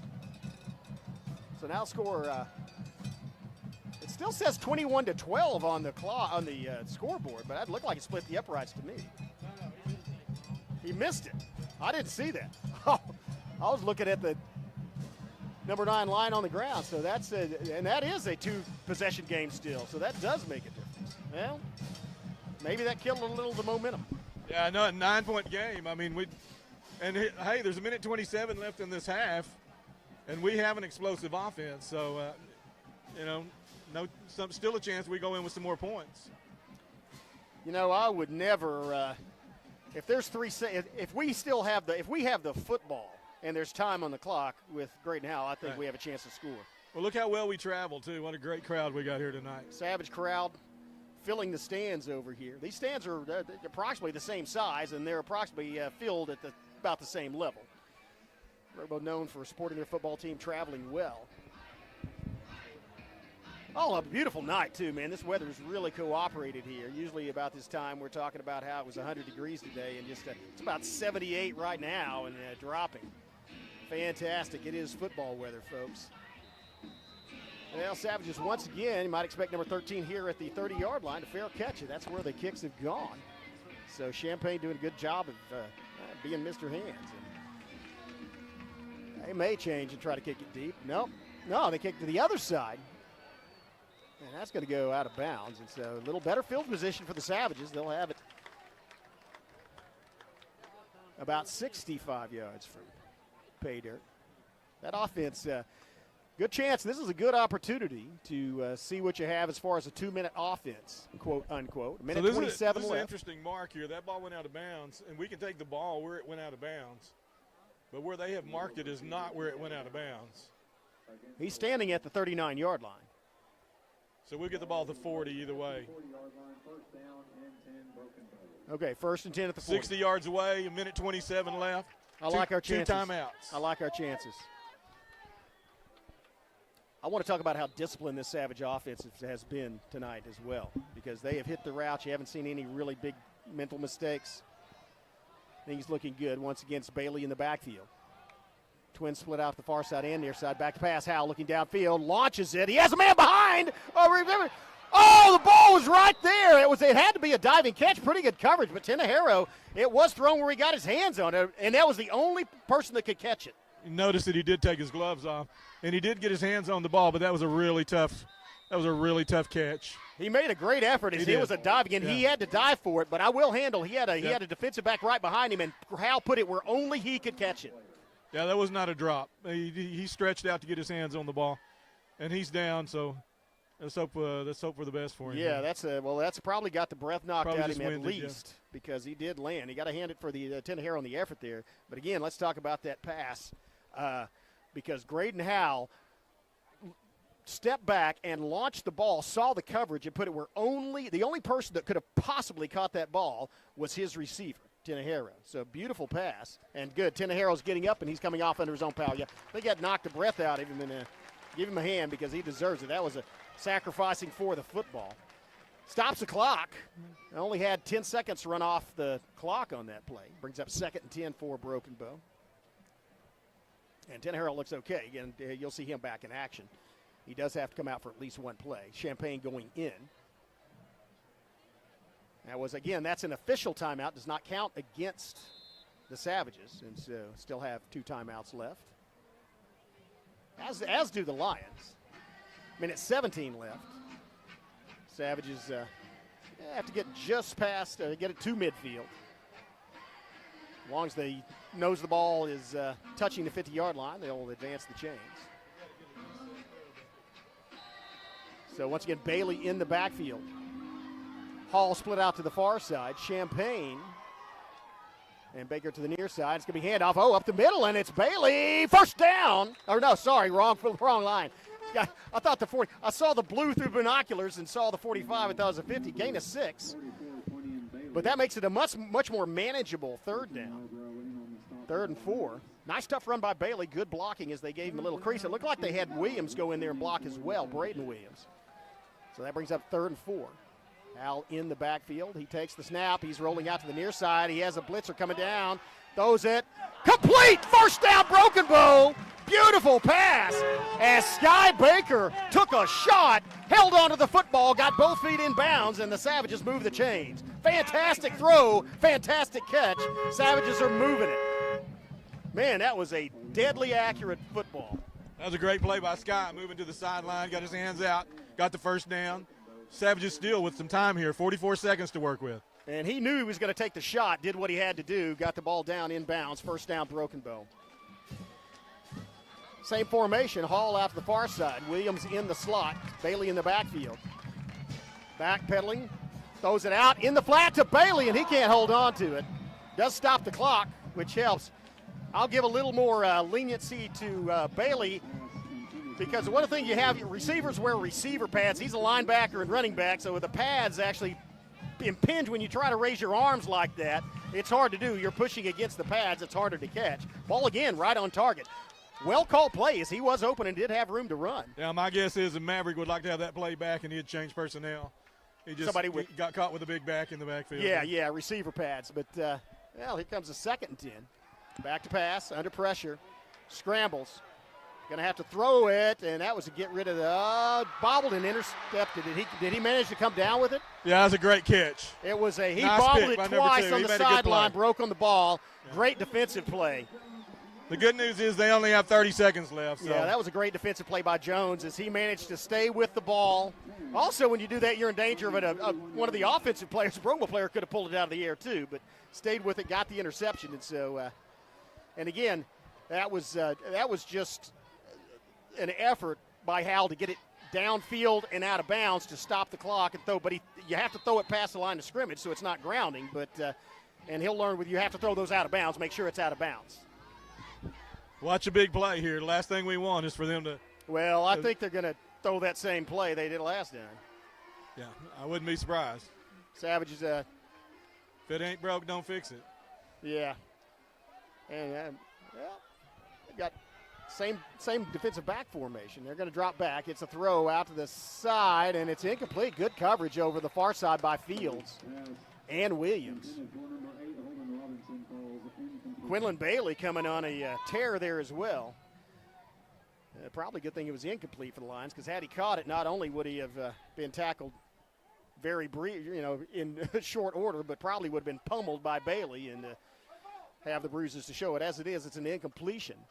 Brings up 2nd and 10 with 26 seconds left. Savages lead by 9, 21-12 here in the first half. Here's a throw out in the flat, same position. Oh, great open field tackle once again by Fields. Got a little help from his friends. Boy, but Isaiah Fields doing what he needs to do out there, man. Fields held him up and Bailey smoked him at the end there. That was a nice hit. That's when you want to get down quickly as a receiver. Great job by Fields though of getting out there Durant. Doing exactly. I love how Bailey, he talks, but he doesn't look at him. He talks with his head facing the other direction, so the referee doesn't see him mouthing at him. But you can tell he's talking to him. If you're going to jaw, that's the way to do it. I tell you what, though, I am really impressed by the vast improvement at the corner. Specifically, Isaiah Fields has made 3 great plays over there on an island. Yeah. The concerning part is we're still not getting much pressure on the quarterback. But in fairness, this is a very good offensive line. Yeah, so, they're protecting their quarterback. He had a lot of time to throw and threw well against Ada. Yeah. But that is something Savages, that's the thing. One of the things you work on and improve is he really hasn't been hurried once. They haven't passed that often, but really has had time to throw. They're in a little bit of a bind now, though, as it's 3rd down. If they don't get a first down here, well, they'll probably just let the clock run out. Well, Brumbo has timeout. They may not let them. They may force them to at least punt it. Let's see what happens. We have yet to see a punt in this football game. Back to pass, throws it downfield. He's looking deep and double covered. Good job turning. That was a smart play by Sky Baker, as instead of getting in their receiver's face, he turned and ran. Did they throw a flag on that? Yeah, they flagged That's a bad call. He turned and ran after the football, and actually the ball hit Sky Baker in the back.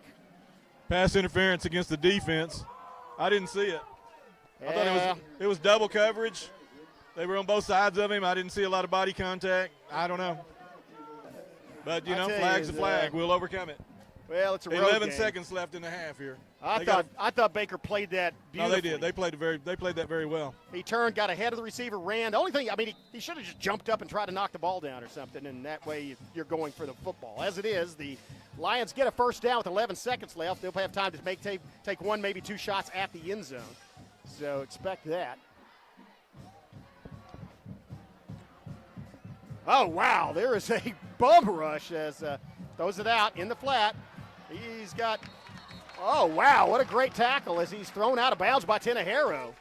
Tenehiro back in the game and making once it again. I'll tell you. Once again, Chris, though, the quarterback standing flat-footed, no pressure whatsoever on him. We have got to get some penetration, get some pressure on the quarterback. Yeah, but and not for a lack of effort by Kyler Cupid as he went through one offensive lineman, knocked another one down, and it's the 3rd guy, the back, that actually blocked him. So Cupid attempting to get back there and get some pressure on him.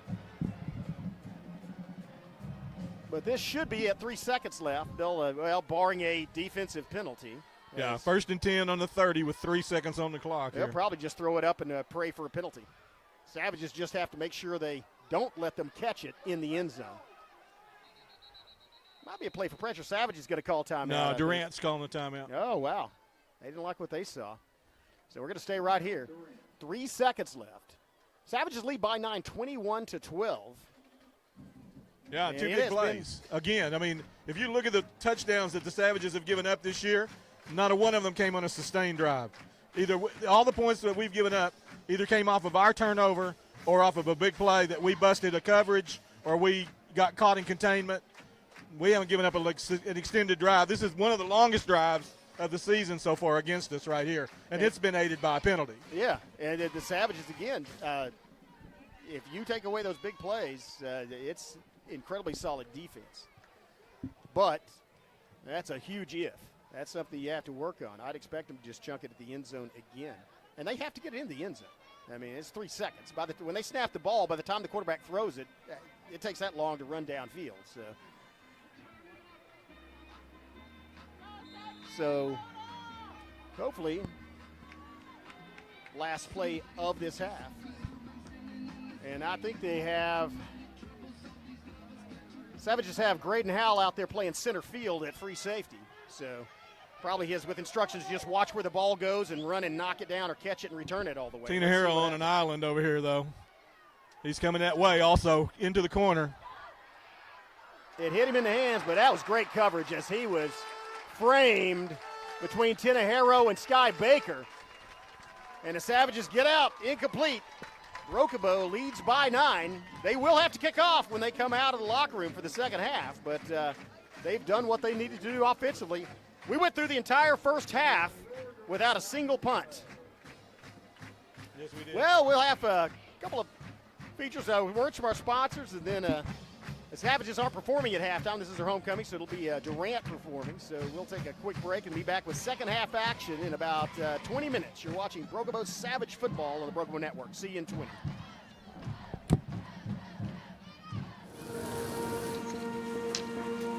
I am more than a craftsman.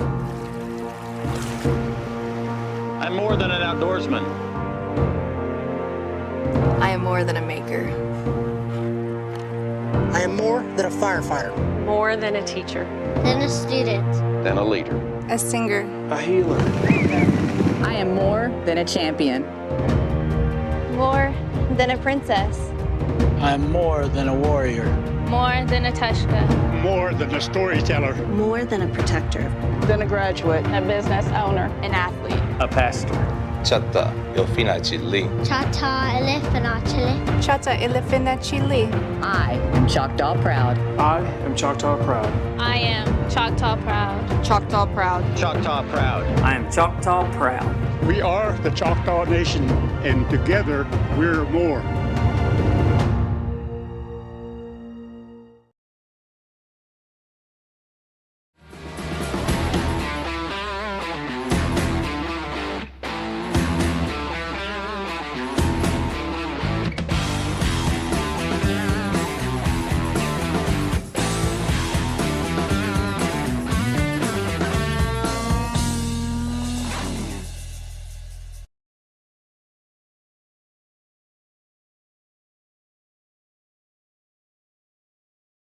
At McCurtain County National Bank, we are continually seeking ways to meet the changing needs of our customers.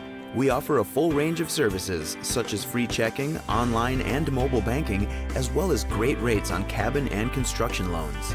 We're providing results through better service while giving you a greater value for your dollar. Visit us on the web at mcnbonline.com. McCurtain County National Bank in Idabel, Broken Bow, Hochatown, and Valiant.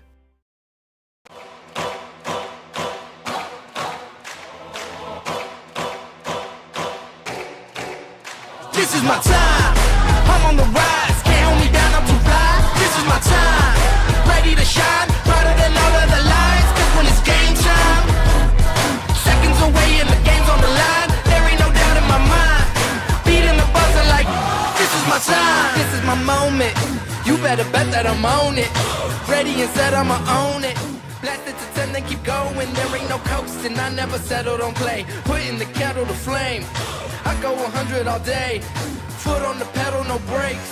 10, 9, paid all my dues, waited in line. 8, 7, now it's about time that I take mine. 6, 5, king of the jungle, heart of a lion. 4, 3, 2, 1, watch out, here I come. This is my time, I'm on the rise. Can't hold me down, I'm too fly. This is my time, ready to shine, brighter than all of the lights. Cause when it's game time, seconds away and the game's on the line. There ain't no doubt in my mind, beating the buzzer like this is my time. This is my time. This is my shot clock goes tick-tock. Haters wish that I slip. No, I don't miss. MJ all hits. Watch me pop off, I'm the king now. Moonwalk to the ring now. Keep on wondering how. Let that choir sing now. 10, 9, paid all my dues, waited in line. 8, 7, now it's about time that I take mine. 6, 5, king of the jungle, heart of a lion. 4, 3, 2, 1, watch out, here I come. This is my time, I'm on the rise. Can't hold me down, I'm too fly. This is my time, ready to shine, brighter than all of the lights. Cause when it's game time, seconds away and the game's on the line. There ain't no doubt in my mind, beating the buzzer like this is my time. This is my time. This is my time.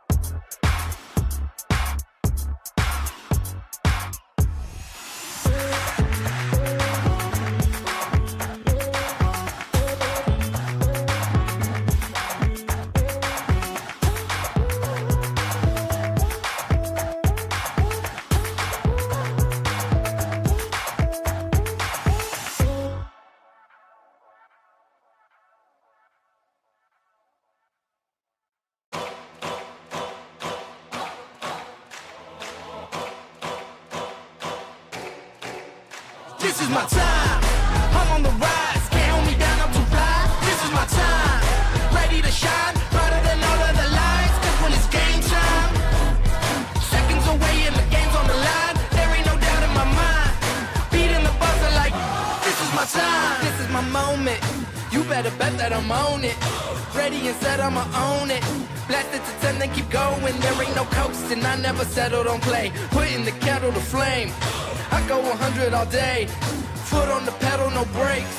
10, 9, paid all my dues, waited in line. 8, 7, now it's about time that I take mine. 6, 5, king of the jungle, heart of a lion. 4, 3, 2, 1, watch out, here I come. This is my time, I'm on the rise, can't hold me down, I'm too fly. This is my time, ready to shine, brighter than all of the lights. Cause when it's game time, seconds away and the game's on the line. There ain't no doubt in my mind, beating the buzzer like this is my time.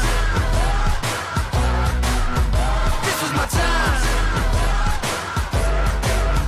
This is my shot clock goes tick-tock. Haters wish that I slip. No, I don't miss.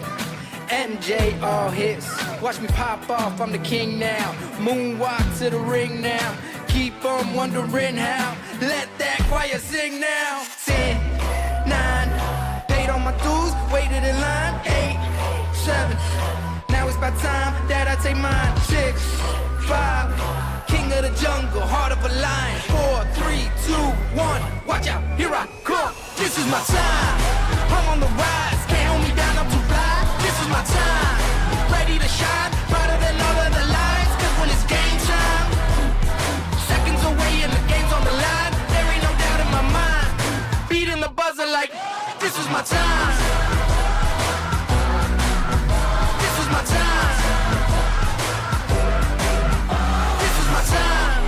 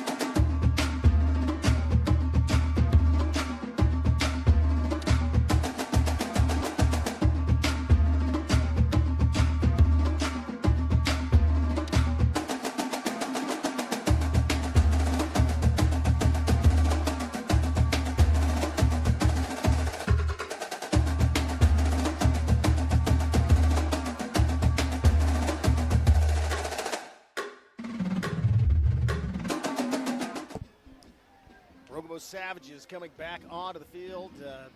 Just prior to the beginning of the second half, a really good first half for the Bronco Savages. Defense had a couple of big plays that they gave up, but got hard-nosed and had a fourth down stand that was very impressive. Offense, on the other hand, hitting on all cylinders, never punted, never turned the ball over on downs.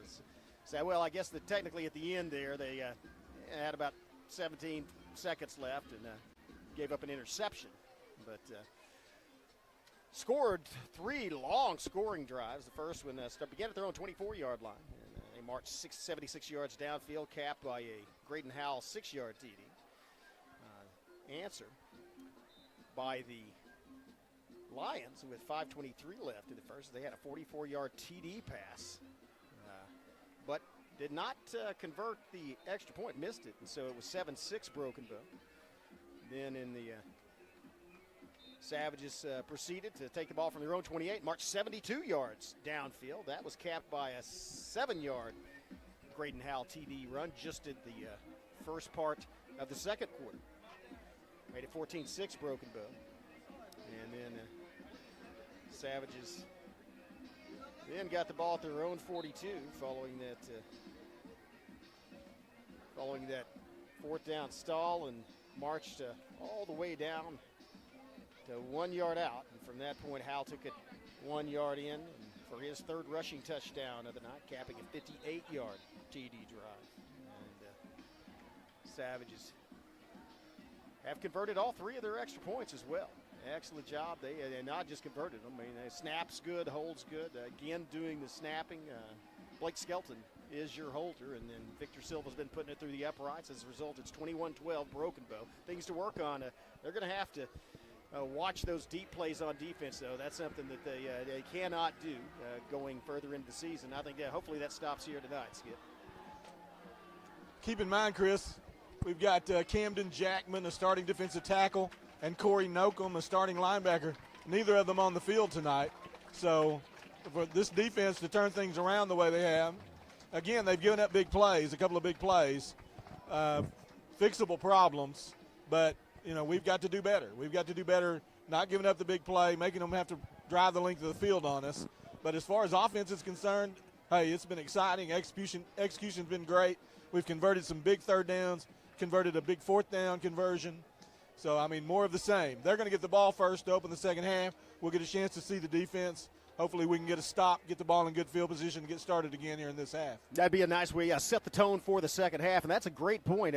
Certainly Jackman and Nocum would have most likely made a difference on that 44-yard run because that was right over where they played. And that was a good call by Durant, probably recognizing that those are, you know, they've switched some starting positions. We don't see number 15 and number 75 out there. Let's run at that spot. But Sad, you're right. Savage is going to kick it off and probably somewhere around the 30-yard line. Remember, of course, the last time the Savages kicked off, the ball was bobbled by the return man, and but for a lucky bounce, Savages might have recovered that.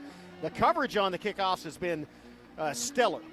Savage has been down there. Cole Patrick knocking people down. A couple of other guys, Bentley Brown getting in there and getting some tackles, as well as Shomo. So expect more of the same. Savage is probably going to kick it about the same place right over here around the 30-yard line at this near side. That's where Silva's been placing it. And if he can kick it a little higher up into the lights, it might even give him time to get down and create a turnover. We'll see in about 5 seconds. Again, thanks to all our sponsors who you see rotating down there in the lower right-hand corner of your screen. Appreciate their support of Broken Bow Savage football. Here's the kick, and this one's a little deeper as it's fielded, and again through the legs at about the 22. Running to the 25, and then he's taken down quickly. It's Shomo once again getting in there on the tackle. Good coverage. As Mason in there, yeah, good point. Mason and Hunter, Shomo and Mason in there. And so that actually pins them. Mason Mays finishing up there, and that pins them a little deeper. That's really not good field position. As they're going to start inside their own, right at their own 25. So Mason Mays bringing the hat that time, Chris. He put him on his back. Yeah. So and that's something you really enjoy doing at kickoff team. Chance to prove yourself. And so Mays, the sophomore, going to get done now. 1st and 10 from their own 25. There's a handoff going, trying to run wide, and they do get outside. Watch out, he's to the 30, accelerating, and it's going to be a foot race. You're going to have to get to him, Teddy Harrell. Take a dive at him, get him out of bounds, do something. Wow, that was not the way you want to start off the second half. That was a 75-yard run, first play from scrimmage, and that is absolutely not what the Savages wanted. No flags. Yeah, I don't know why we're having such a problem sealing the edge. I just don't understand that. Just take it. And again, that was, they've watched the McAllister film, obviously, or video. I mean, film dates you, but that's the run outside, get to the corner, and then turn it up. And that somehow nobody touched him. I mean, he literally went untouched into the end zone. So that's going to make it a 3-point game. And so opportunity with the extra point attempt to make it a 2-point game. And that was a right off the bat 75-yard touchdown run.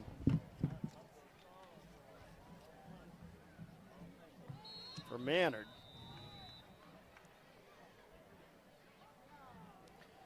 And that's just 19 seconds into the second half. 11:41 still left to play, and looks like they're called against the Savages. Offside. So they look like they're talking over. It's a 3-point game. They may go for 2 here. Keep in mind they missed their last extra point, so they may talk things over. That is, they being the Lions, and decide to try a 2-point conversion. But Savage is going to have to get some momentum back, as it certainly was let a lot of air out of their sails, giving up 75-yard run to start off the second half. They are. They're coming out in offense. They look like they have a little personnel. Did they break the huddle? No, they weren't in a huddle. They came at the sideline. They broke the huddle with 12, and that's a handoff up the middle. He's got running room, and he's in. 2-point conversion is good, so it's 21-20. Savages lead by 1.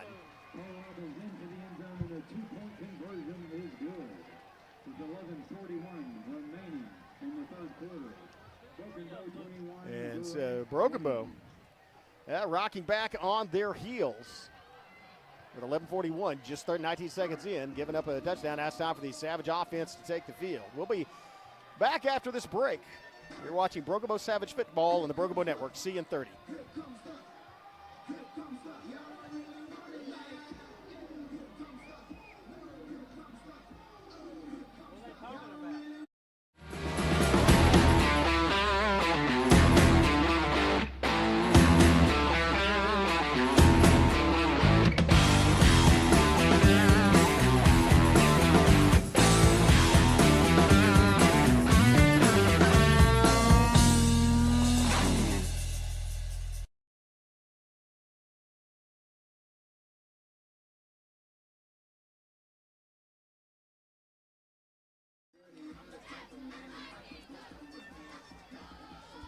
Yeah, welcome back. The Lions came out of the locker room and proceeded to score a 75-yard TD run. And so now it's a 1-point game. It's going to be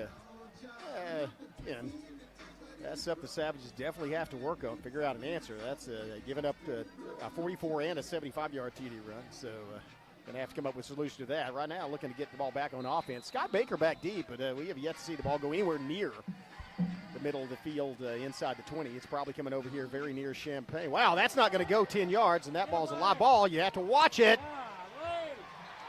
I think they got it. A huge mental mistake. If they make that point, Skip. If they touch the ball first, if they touch the ball first. They're giving it to Durant. They can't touch it before it goes 10 yards. Right. That is what Maverick Lane's going out there to talk with them about. The ball hit Durant before it went 10 yards. Let's see if they get this right. Savage coaching staff is gesticulating furiously like, look, it got. And the referee's telling him to get back to the sideline. I know. So now they may go discuss that and reward the ball to Broken Bow. The Whitehead's pushing the coaches back to the sideline. So the ball never went 10 yards. The only way it can change possession is if Broken Bow touched it first. Yeah. That's the only way it can change possession. And I think you're right. I think it was touched by a Durant player before it went 10 yards and knocked across midfield. That's what they're discussing. So we're going to get a determination right here. And you'll be able to tell by the reaction from Maverick Lane whether or not it's the call is a onside kick for Broken Bow. Or sorry, for Durant, and they retain possession. Mavericks letting them know. He's probably letting them know, this is all on video and it's going to be reviewed, and they're going to see what a horrible call it is because you guys have missed it. What a huge moment in swing when the Savages are down, but they get the ball in great field position, and their offense is capable of putting it in the end zone. Instead, if you give Durant the ball now with all that momentum at midfield, they're giving them the football. You can tell by the expression on Maverick Lane's face that appeal is not going to work, and that is a horrible call. But it's going to be Durant ball. I imagine they're going to go with that toss sweep or off tackle run with number 34. Savage is going to have to go get it back. Defense, and that's kind of what they're doing. Wow, he is taken down by Quinlan Bailey. Bailey hit him from behind and knocked him forward for a couple of yards. That brings up 2nd and 8. Clock continues to run. Number 28, Jackson Cuesta. Gain of 2 brings up 2nd down and 8. Yeah, it's a short 8, long 7. It's between the Savage 47 and 48-yard line. Let's see what they come up with now. Robbins takes the ball. Robbins is back to pass. Running under pressure and gets it off the ground. Incomplete, and thinks that is a rushing sack, as it looked like Cupid and Champagne were both in there breathing down the back of Robbins' neck and forced that throw. Yeah, we're getting some pressure on the quarterback now. Good job by that front. We have an official that looks like he needs assistance. One of the referees got run over. Yeah, it's a back judge. And I don't know if he got run over or if he stepped wrong trying to get out of the way, but he's down, and so Savage is going to have a timeout. Timeout on the field. We'll take one as well. Have a word from our sponsors. We'll be right back. You're watching Brookable Savage Football on the Savage Network. At McCurtain County National Bank, we are continually seeking ways to meet the changing needs of our customers. We offer a full range of services, such as free checking, online and mobile banking, as well as great rates on cabin and construction loans. We're providing results through better service while giving you a greater value for your dollar. Visit us on the web at mcnbonline.com. McCurtain County National Bank in Idabel, Broken Bow, Hochatown, and Valiant.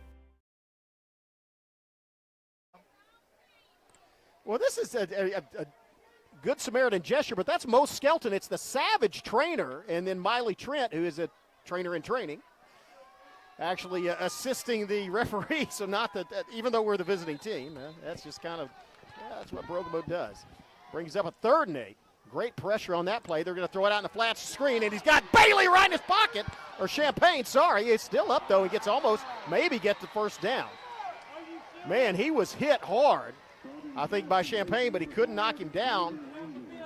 Wasn't wrapped up and does get the first down. Now, Tenharrow's hobbled looking up. He's limping and may need to be out of there if he's hobbled in. That's too bad, because he was hit hard by Champagne but not brought to the ground. As a result, it's a first down on that 3rd and 8. Now it's 4 more downs for the Lions. Robbins back in the backfield looking for signal from the sideline as they're going to change the play up. Still looking. Play clock down to 5. Snap, handoff, looking up the middle. It looked like he might have bobbled the ball a little there, but regained control.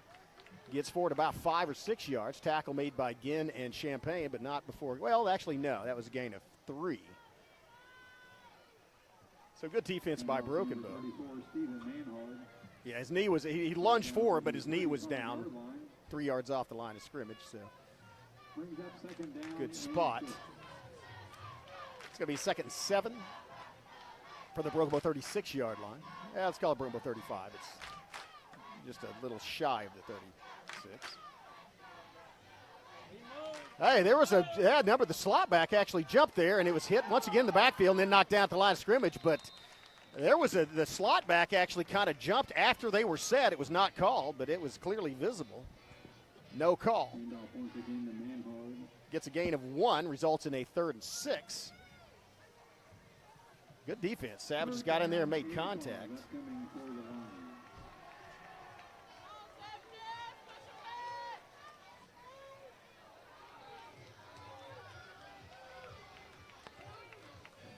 play. Now it's going to be a fake play action, looking down on the corner, and he is, oh wow, he is taken down. Ball's on the ground, still in play. Ball still going, and Curry covered by a lineman way back at the 45-yard line, and he, the quarterback, Robbins, was just leveled. That was, I believe, Williams. Braden Williams. As well as, I think that was actually Jackson in there as well.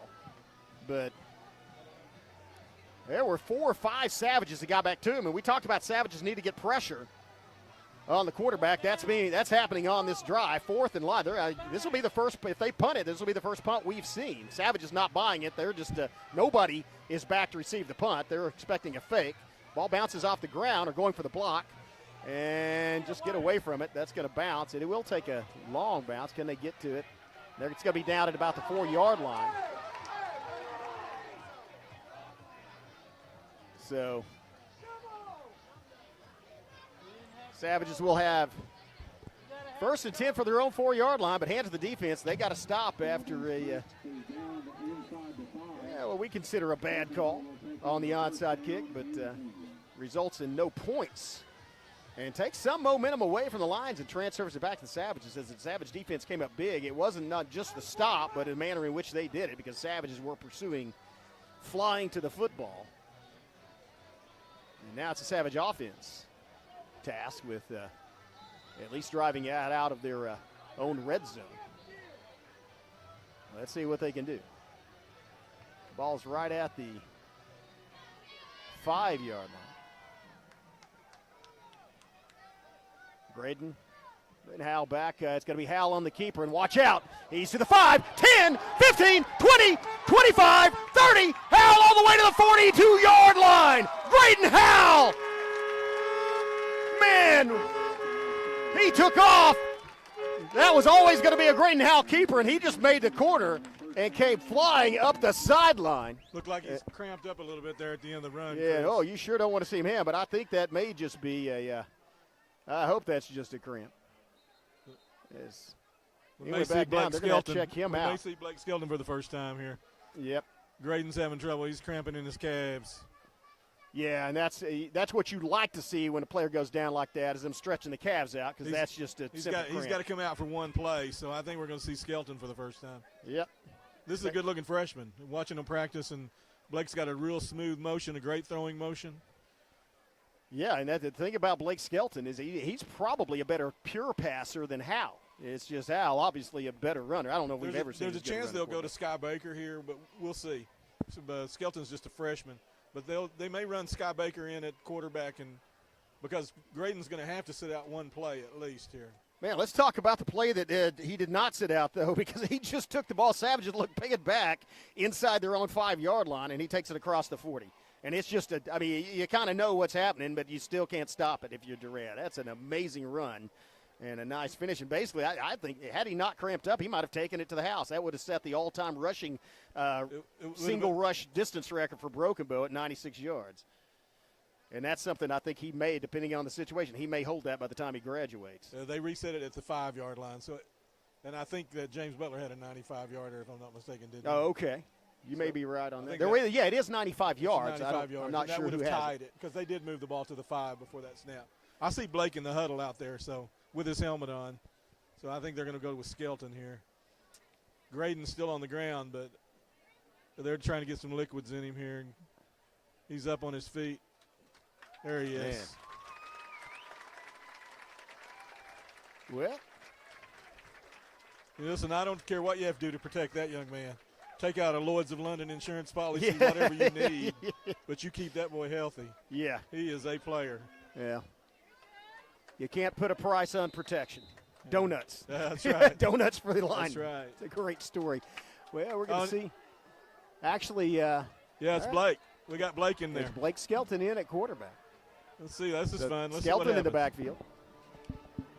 Snap Skelton, hand off Bailey. Bailey looking for running room, makes a spin move, gets up to the line of scrimmage, and then not much more, almost to the line of scrimmage, maybe a yard short.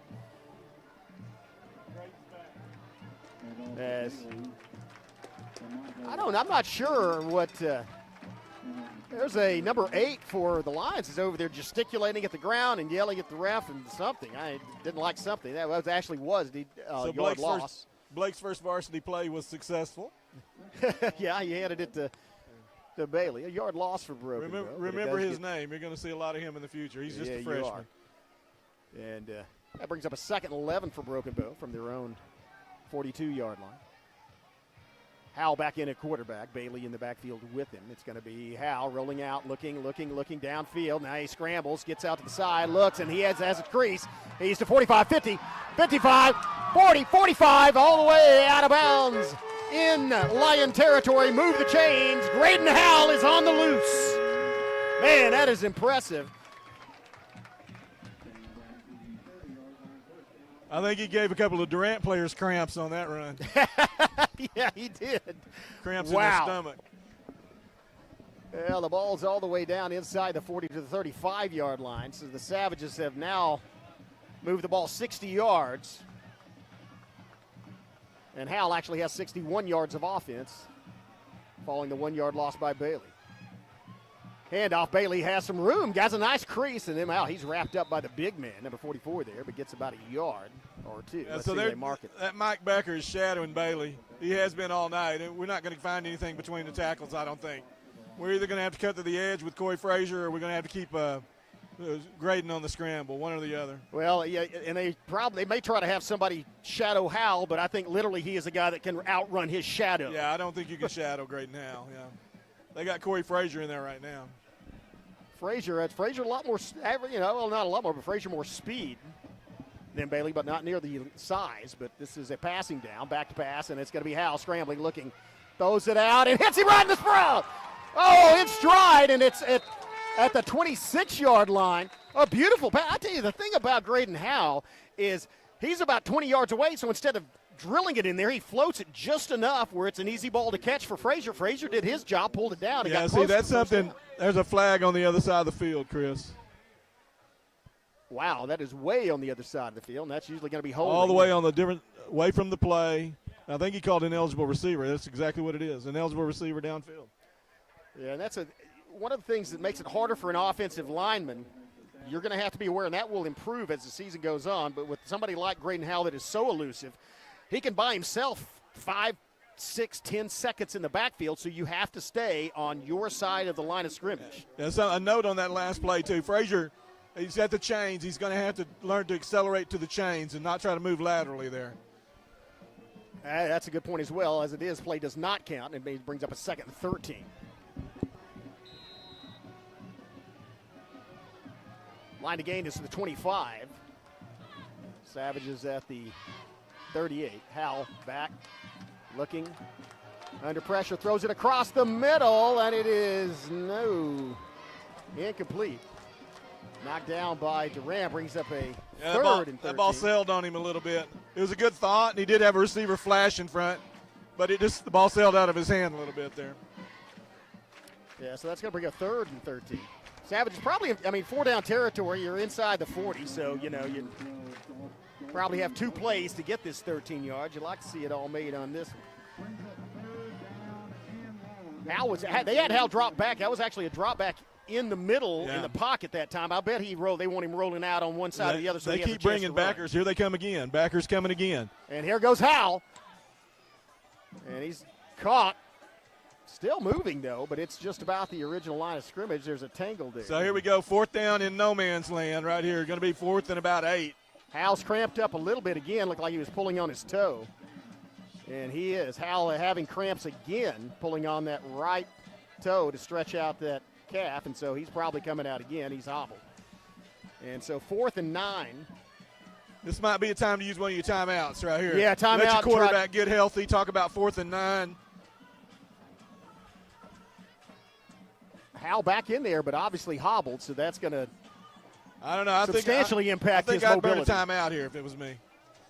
Yeah, they're not going for it, though. They're not going for the timeout. They are going for it on 4th. It's Hal back to pass, throws it out in the flat, complete 30. Get upfield. That's going to be short. And so Ford, that's a dead ball. Forward progress stop. Doesn't matter. 4th down, but the pass was complete. But out to Tenejero at the 30, but that was about 5 yards short of the yardage they need. So there's I mean, that's one of those situations where I think you take your time out, let your quarterback get his legs back, and talk about what you need to do on 4th and 9, because that play was not executed. Even if that play was completely successful, which it almost was, it's still probably not a first down. So, yeah, that's again, you're very limited when Hal is not mobile. First of all, he can't buy himself as much time to throw, and he can't run. He still can run, but not nearly as well as when he is not cramped up. As it is, it's a turnover on downs for the Savages. And so ball goes back to Durant. Pregame still leads 21-20. Here in the midway through the third quarter, it's passed downfield. Almost intercepted in and out of the hands of Baker. Wishes he had that one over. Man, Baker broke on the ball well, just couldn't pull it in. Stops the clock with 5:04 left in the third quarter. As we mentioned, 21-20. Savages leading here on homecoming night for Durant.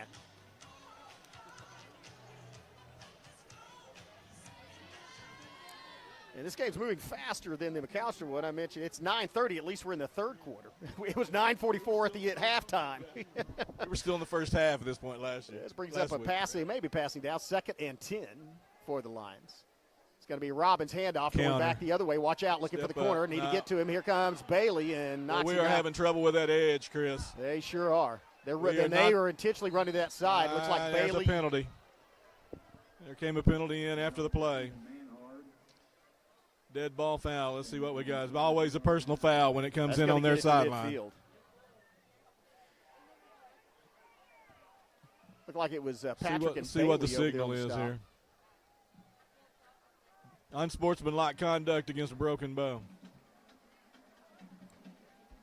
Unsportsmanlike conduct called against broken bow. And Maverick Lang is livid.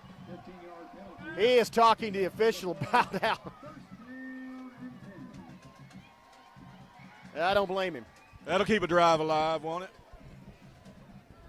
Well, that's going to, with the penalty, that's going to put ball into Savage territory. I don't know I don't know what I'm more concerned about, the fact that we can't seal the edge or the fact that we can't keep our mouth shut and we give them a first down. Both are bad. That's something to definitely work on. Right now, they need to work on shutting out the Lions for 4 downs, getting this football back. Still a 1-point lead for Pregame. Looking downfield, throws it across on a slant route, and it's caught, hauled in for a 3-yard gain. That's going to bring up a 2nd and 7 for the Lions. Down in the field of play, clock continues to run. 4:40 left in the third period. Savages are ahead 21-20, but the Lions driving. Started this drive at their own 30-yard line. Now to the Savage 37. Looking at his 2nd and let's call it a long 6.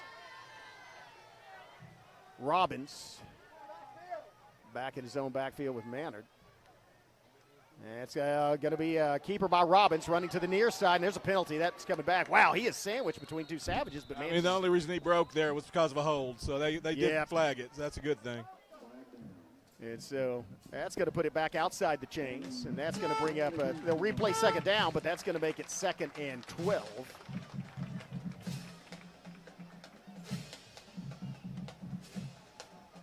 Oh, sorry. That's a 10-yard penalty. Moves it all the way back to the 47-yard line. 2nd and 16.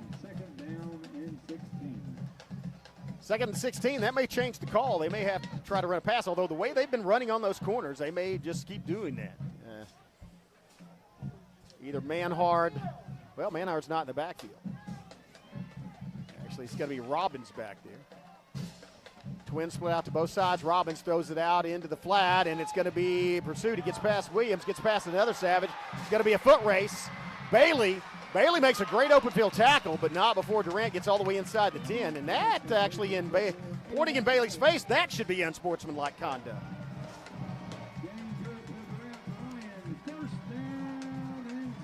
That was a simple pass out in the flat in space, and just avoided one Savage tackler, and it was a foot race. Luckily, Bailey got there to save the touchdown, but now Savage is facing a 1st and goal inside their own 10, which is redundant. Obviously, if it's first, well, I guess it could be 1st and go outside the 10 with some kind of penalty. But Savage need to come up with a big stop here as they only lead by 1, and the call's going against them here in the third quarter on the road at Durant. 3:22 and ticking left in this third period. Here's a handoff. Looking, bounces outside, and it's going to be touchdown Durant. He was untouched. Savage is looking weak on the corner. On the edge again. Just can't get out there to seal it. And so now, for the first time in this game, the Lions have taken the lead. And it's decision time for them as they lead by 5. If they kick the extra point, they lead by 6. If they make a 2-point conversion, they lead by 7. I think they may go for 2, especially based on that last play and their previous 2 PAT that they converted. 3:10.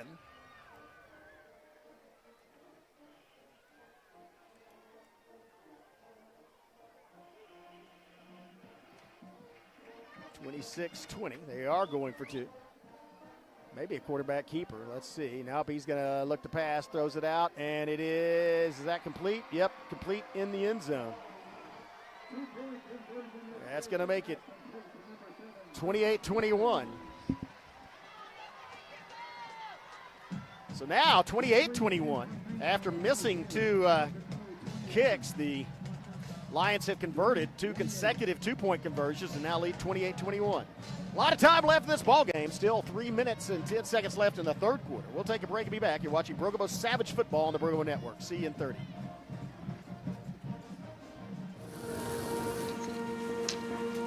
I am more than a craftsman. I'm more than an outdoorsman. I am more than a maker. I am more than a firefighter. More than a teacher. Than a student. Than a leader. A singer. A healer.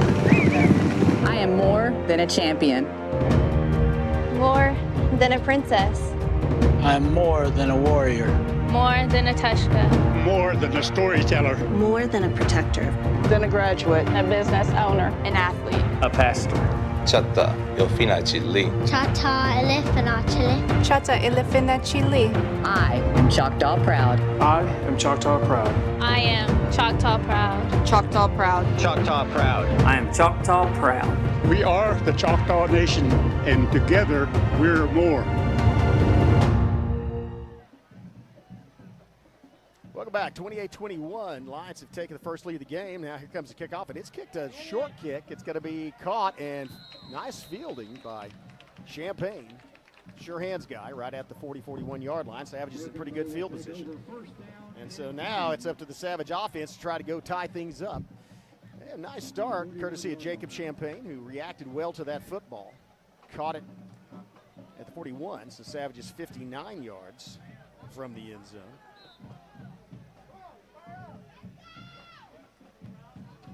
And Graydon Howell back in the game. In the backfield along with Bailey.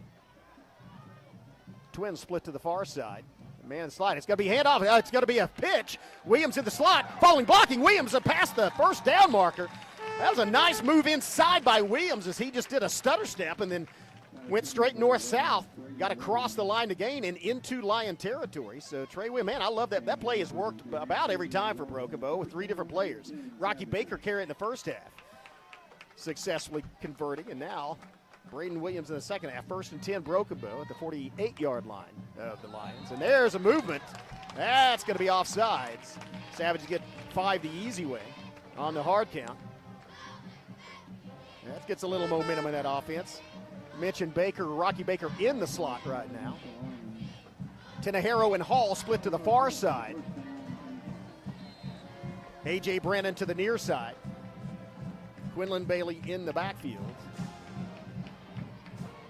Graydon Howell at quarterback. Howell takes the snap, hands off Bailey. Bailey falls blocking and carries a big lineman all the way to the 41-yard line. So that's going to be a gain of about 3 before he's forced backwards.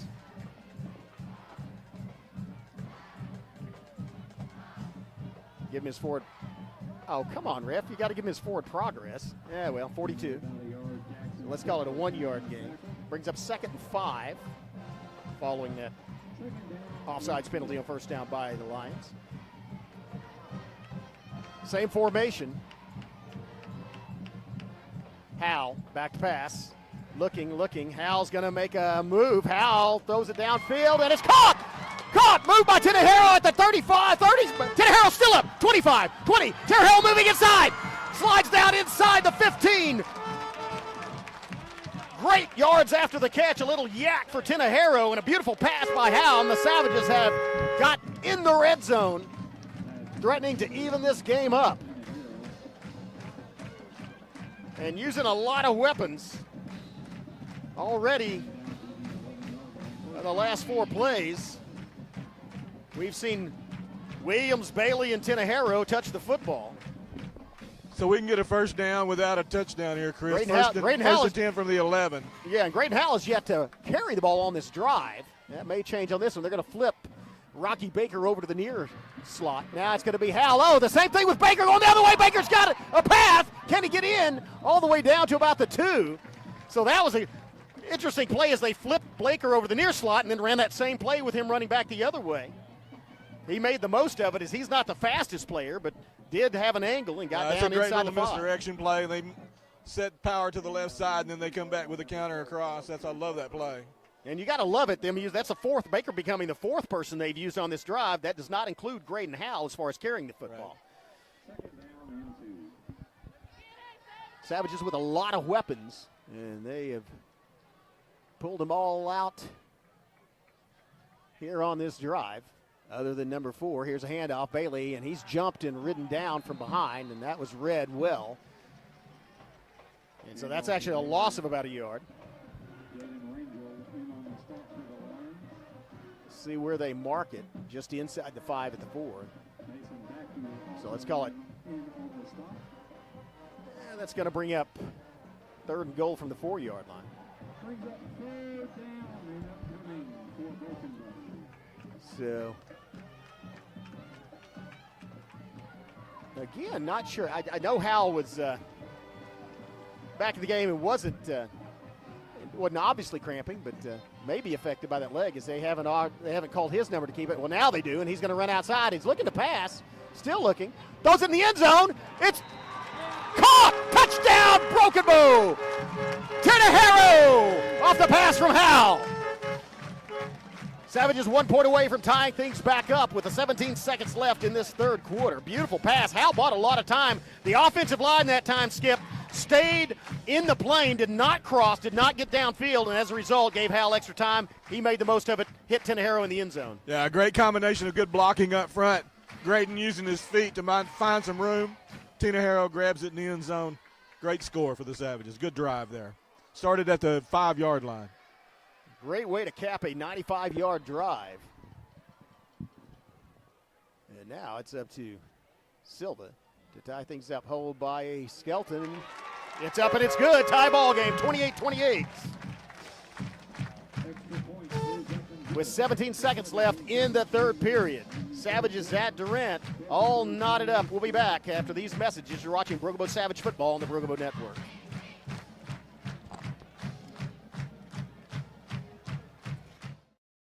At McCurtain County National Bank, we are continually seeking ways to meet the changing needs of our customers. We offer a full range of services such as free checking, online and mobile banking, as well as great rates on cabin and construction loans. We're providing results through better service while giving you a greater value for your dollar. Visit us on the web at mcnbonline.com. McCurtain County National Bank in Idabel, Broken Bow, Hochatown, and Valiant. Well, the Savages, a lot to cheer about as they have just driven 95 yards and tie things back up after a questionable onside kickoff call. And looking good offensively. It's the first touchdown score by somebody whose name is not Graydon Howell this season for Broken Bow. And got to hand it. Tinajero had a great catch, getting the first down there and run after the catch. And so good comeback for Tyra Tinajero after laying out, sacrificing his body to try to catch that first down earlier. As come back from that well and had 2 very substantial plays in that drive, including the touchdown.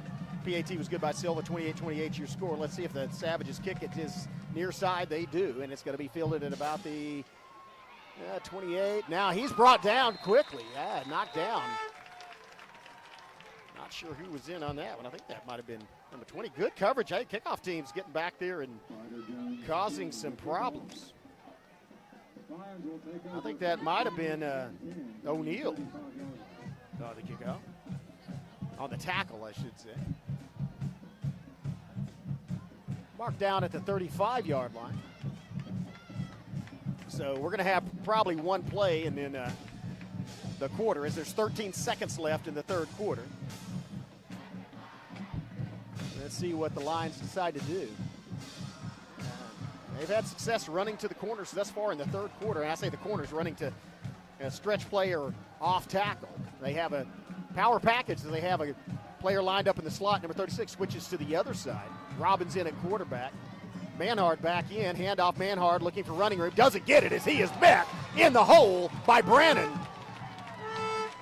Brandon put a shoulder into him, knocked him flat for no gain. Good job, AJ. And that's going to do it for the third period.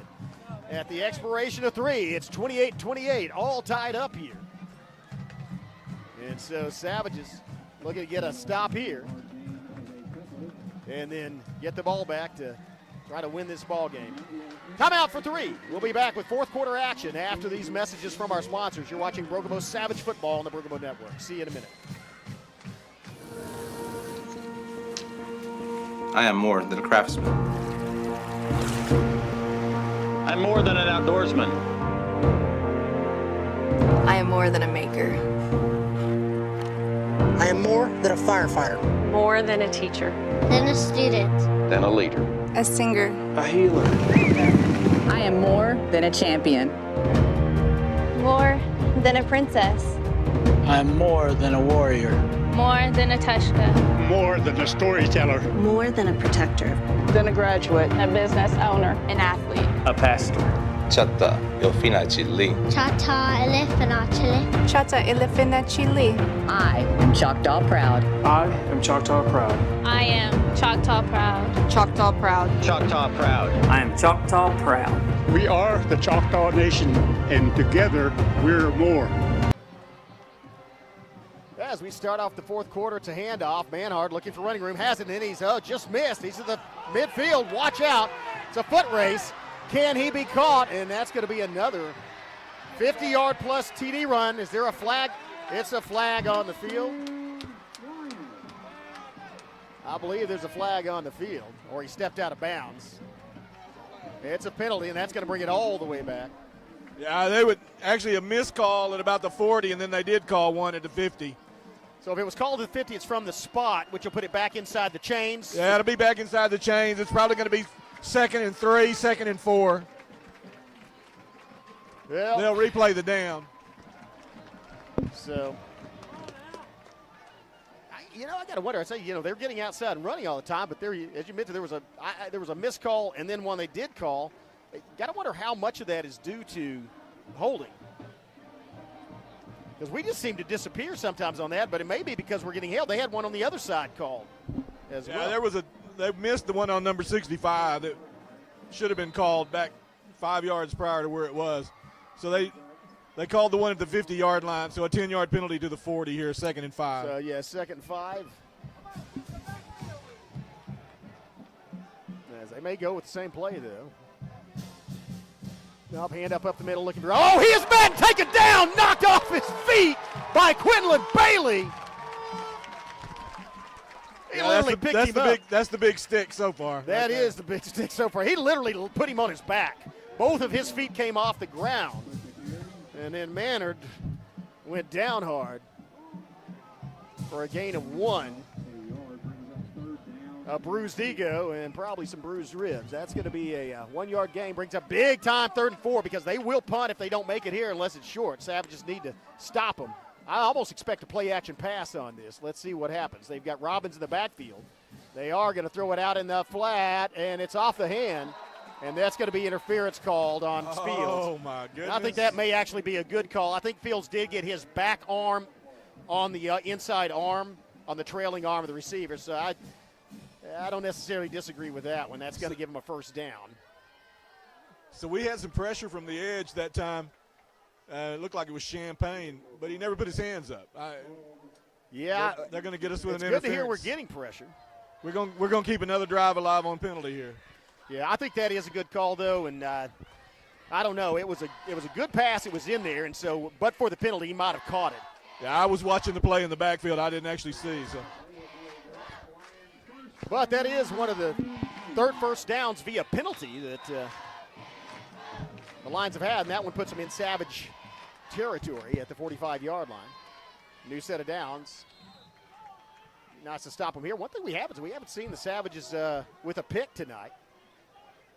Throwing those slants, that exposes you to that danger. It looks like they have Mannard back in the backfield with Robbins. Right, and that's going to be an illegal procedure call, and that's going to move it back into their territory.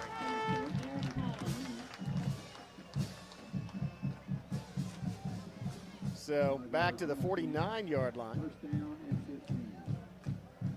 Well, let's call it the 50. So first and 15 from midfield. 11 minutes, 3 seconds left in this ball game. It's all tied up 28-28. All Savages early. They led 21-6 at one point.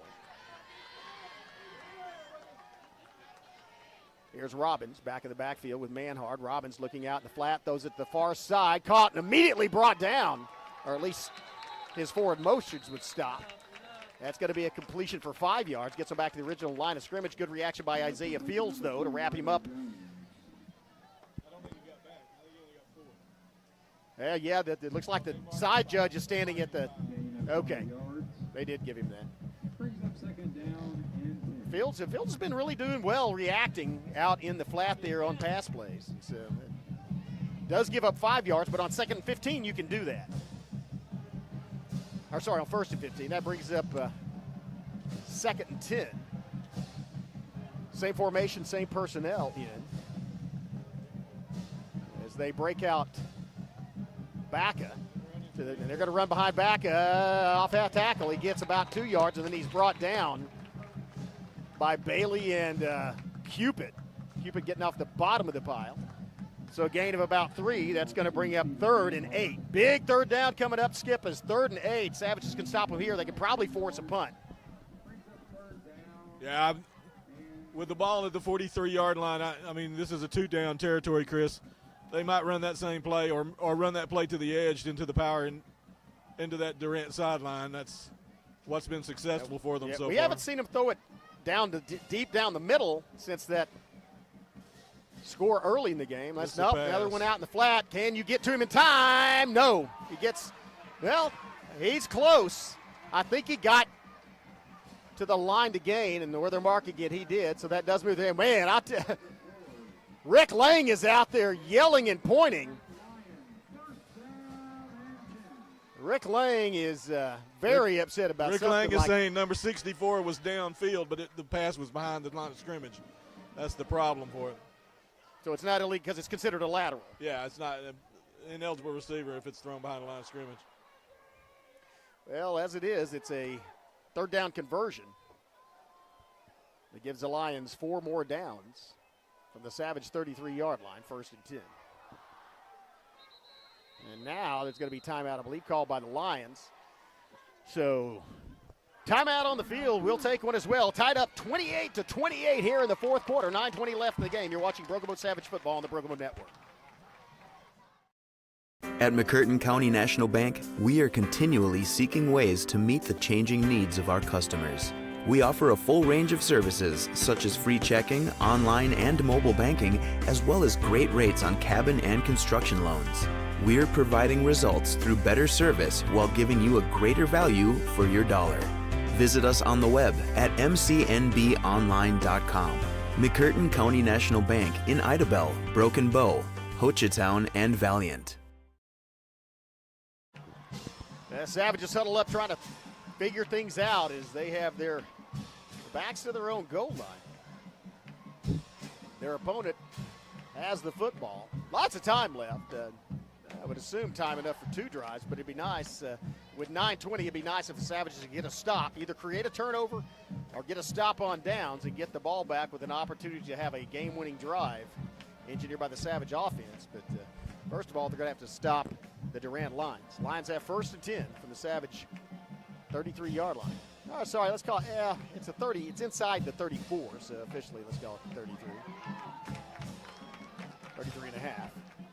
Robbins in at quarterback as they shift the slot back just right over tackle. And it's going to be a handoff to the opposite side. He's taken down after a short game. Looks like Kyler Cupid got under his legs, and knocked him out from under him, so he got back a little, maybe a yard, a gain of 1. Let's see where they mark it. Good job by Cupid. It is a gain of 1. So it'll be 2nd and 9 from the officially a gain of 1, although about a yard, 2nd down and 9. Considering where the ball is, it was more like a gain of 4 feet. Anyway, so that's officially 2nd and 9. As they have now, they've got actually first time they've got to the big defensive end. I don't know if they're going to try to get him the ball or not. Number 11, watch him as they're going to roll him out and try to throw it up to Yarbrough. They throw it up, and was it caught? I think he was out of bounds. Incomplete, and that's a good call. Savages defensively over there in the corner. So they used Yarbrough in the first time he's been on the offense, number 11. They used him as a decoy and threw it deeper over there. Look like they're going to use it again. You know, the advantage of Yarbrough, I mean, he's the tallest player out on the field right now, so if it's a jump ball, you think he could go get it. Maybe that's why they have him in the game, just run him down to the end zone and hope he can jump up and grab it. He's lined up basically as a tight end now. Robbins in the backfield with Manhart. Now it's a keeper by Robbins running to the near side. Gets his legs knocked out from under him by Williams. And then there's a penalty. I believe that may be a holding because Cupid. That's a bad block on Cupid, but we may decline this, Chris, and force the 4th down. We'll see. It depends on what the call is. If Cupid got up holding his hands, I think he got tackled. They're not even giving us the chance to decline it here. It doesn't look like. But it's a tie game, and I don't know if field goal is that'd be a long field goal. We saw a 42-yarder last week though from McAllister. So we're going to replay 3rd down from the 43-yard line here. So Savage played good defense. Yeah, they went low and took Cupid's legs out. You can't do that when he's in contact with another player. I didn't see the penalty, but I saw Cupid getting up, holding his hands out the ref like, come on, you going to call that or not? Here's a big down right here, 3rd and 21. And they did. Yarbrough in the backfield with Robbins. Robbins looking out the side now. Looks like he's going to throw it downfield. Launches it. Great coverage. Great coverage. Oh, beautiful. That was beautiful. Man, what a great defensive play by Hall on the far side. Or is that Fields? That is Fields. Good job, Isaiah Fields. Isaiah Fields has been playing excellent job pass coverage this second half. That was great coverage, and nobody bid on the fake. That was wonderful. Now we'll force them into a punt. We'll get the ball back with 8 minutes left. And, yeah, that kind of an obvious punt play as they want to pin Broken Bow back. Keep in mind the Savages drove. Their last drive was 95 yards. And so with 8:19 left, got to set it up for Savages. Savages say they really don't have anybody drop back deep as they have Howell about 20 yards off the line of scrimmage, probably watching for the fake, making sure that they actually do punt it. Need to get to him. Look like they may be running a fake. They are. Oh, he's leveled out of bounds by Bailey. Wow. He got smoked. That is getting knocked. Contact was made inbounds, and he wound up on the other side of this 5-foot strip. That will make a punter reconsider his life choices.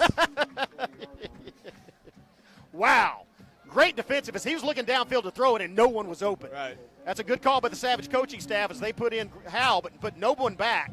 They were expecting the fake, and as a result, Brokebo's going to get the ball back in great field position at their own 40-yard line with a chance to go take the lead and win this game. 8:10 left, a lot of time left.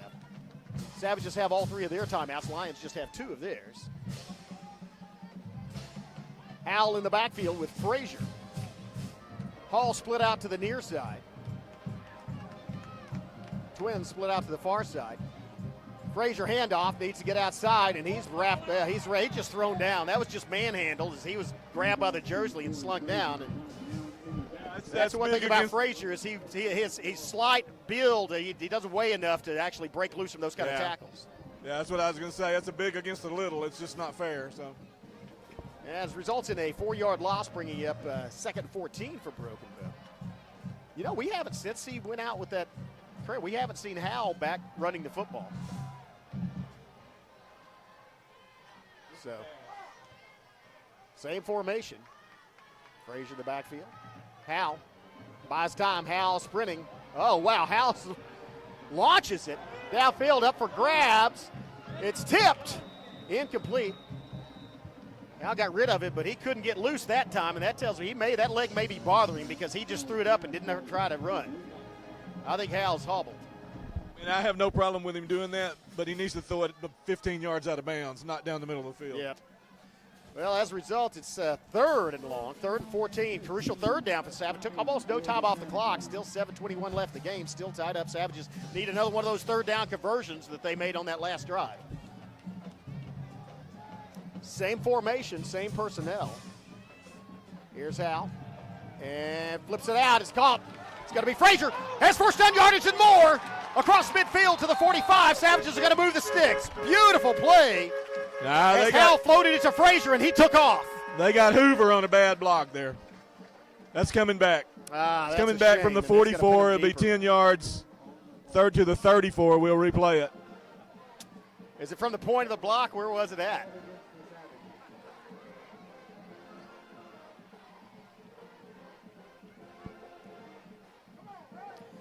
I like what Frazier did with the football after he caught it, is he turned upfield, followed blocking, then went up the sideline straight instead of trying to make moves. So that's more using his speed, but all for naught. Yeah, it was a nice play. We just had a bad block on it. Well, now the Savage is going to face 3rd and even longer.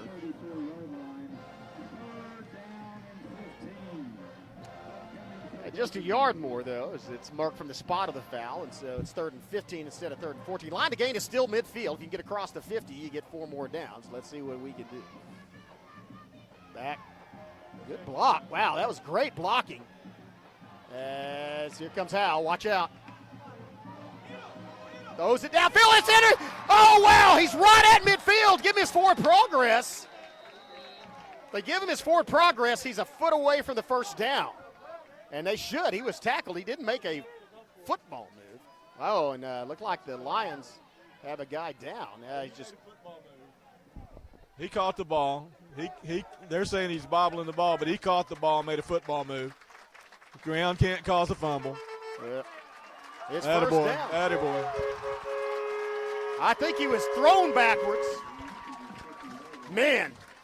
Talk about the Cardiac kids. 3rd and 15, and they convert by about an inch. Yeah. Man, get the ball to midfield. That was a great job by Graydon, sliding out, giving himself some space, getting the ball in the hands of receiver. Hey, that was a tremendous block on this side. I think that it was by Reese Hoover, who took down the D1 prospect. 6:20 left here. Buy some more time for Hal. Snap. Hal, here comes that pat, and it's a keeper. That's Baker again, and he rolls across, gets about 6 yards, takes it across the 45 into the 44. Yeah, just more of the same, that misdirection inside. Rocky doing some really tough running tonight. Well, that's a great name for him. He plays like a guy named Rocky. Clock down under 6 minutes now. 2nd 4. Very manageable 2nd down for Broken Bow. Clock still ticking. 5:48. Lots of time left. Savages tied with the Lions. They'd like to end this drive with about 30 seconds, 20 seconds left and score a touchdown. Here's Hal looking at the far side, rolling, throwing it downfield, and that was incomplete. Intended for Tendahero on the far sideline. The route was good. He was across the line to gain, but it was well covered, and he threw it out of bounds. He had a receiver open deep, and he chose the under route there, but he'll look at that one again, I think. Yeah, they'll see that on film and see what something they could got. Keep in mind, Hal is a left-handed quarterback throwing to his left, running to his left, and that makes it a little more difficult.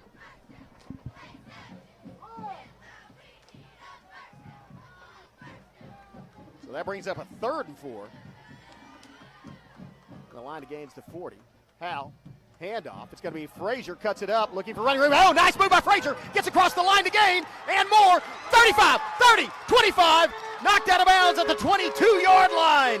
The Savages move the chains again, drive deeper into Lion territory, and that was a great move by Frazier. And there's a player down for the Lions at the 40-yard line, and he's conscious. I mean, he's not like he's not moving, but he is slow getting up. Man, that was a great move by Corey Frazier as he came across, made the lateral move, and then got forward across the 40. That was the line to gain, and then decided to turn upfield. So good job of knowing where you are on the field and where you need to go. There's timeout on the field for injury. We'll take one as well and be back in 30 seconds. You're watching Pregame Savage Football on the Pregame Network. See you in 30.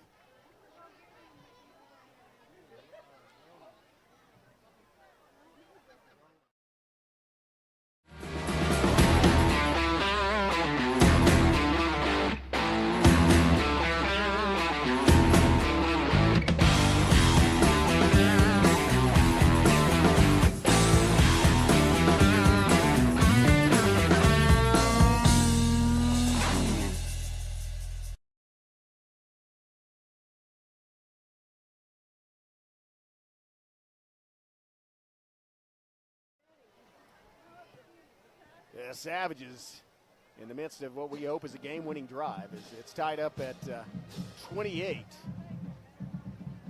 But after foiling a fake punt by the Lions, the Savages have moved the ball from their own 40 all the way down to the 21 of the Durant Lions, and now have a new set of downs with 5 minutes and 19 seconds left. They'd like to stick this in the end zone. And have plenty of time, actually too much time. I definitely want a touchdown, so maybe get a touchdown, extra point, and then a stop. Let's see what we can do on first down. Baker in the slot, Howell in the backfield, and they switch Baker and Brandon across to the far side. Power formation, still have Frazier in the backfield. Handoff, fake to Frazier. It's going to be Howell up the middle. Howell making a move at the 10. Howell still up, avoids one tackler. Comes back the other way. The same guy but number 12 got back up after Howell juked him out of his shoes and made the tackle. That's enough for a first down yardage for Savages on the feet of Graydon Howell. Man, he is so elusive. I just don't know how he does that. He just changes direction. He literally got out of the grasp of a tackle by backing out of the tackle and then went the other way. And there ain't no flags. If you don't get that reference, you can look at it. It's like a 1994 Texas high school championship. I think it was Arkansas, but yeah.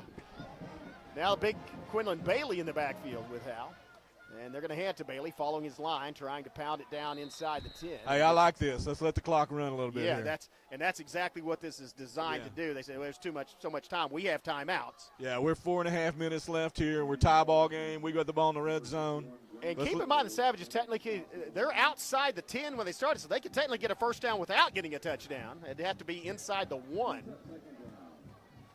as the line to gain is about the 1 foot line. And they are milking the clock. Yeah, I might run that misdirection to Rocky again right here. That may be it, as they have the Baker in the slot. Here's the snap. It is a misdirection with Baker. He has the 5. Touchdown, Rocky Baker! You called it. They did it. Savages take the lead. Yeah, that's the way you do it. That's a great play, and you can't just ignore Bailey or Howell. Rocky Baker having a great night. And now the Savages have taken a 6-point lead. Extra point team on the field to make it 7. They've been perfect so far. Ginn, your long snapper. Skelton, your holder. Silva, your kicker. And right at the 4-minute mark, Savages 34, Lions 28, chance to make it 35.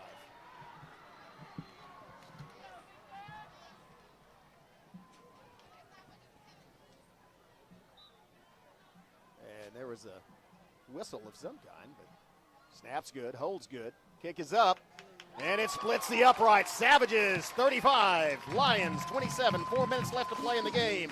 That was a 60-yard drive, capped off by a 10-yard Rocky Baker run. A lot of football left. Savages have all 3 of their timeouts. Lions have 2 of theirs. We'll be back after these messages. You're watching Pregame Savage Football on the Pregame Network. See you in 30.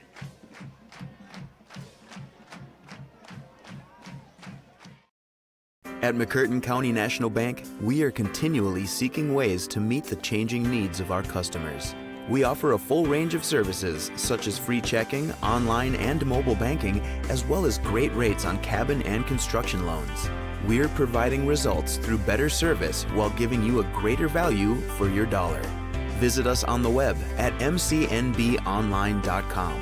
McCurtain County National Bank in Idabel, Broken Bow, Hochatown, and Valiant.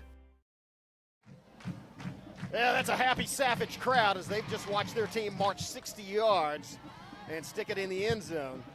And just a spectacular third down conversion and then a great 10-yard touchdown run on that inside counter by Rocky Baker. Now it's up to the defense. Savage is going to have to cover on this kickoff. Hey, I tell you, Savages have been doing well covering this kickoff. Durant's been returning it, but Durant has almost lost one to a fumble. And a couple of hard hits have almost coughed it up a couple of other times. You expect the ball to come down somewhere around the 30-yard line on this side of the field. Or perhaps the other side, not sure. Let's see what happens. Exactly 4 minutes left, lots of football left to play. Here's the kick, and it is actually down the center of the field. It's going to take a bounce, fielded in the middle of the field. And he is met, still going, and then he's, oh wow, crushed right at the 35-yard line.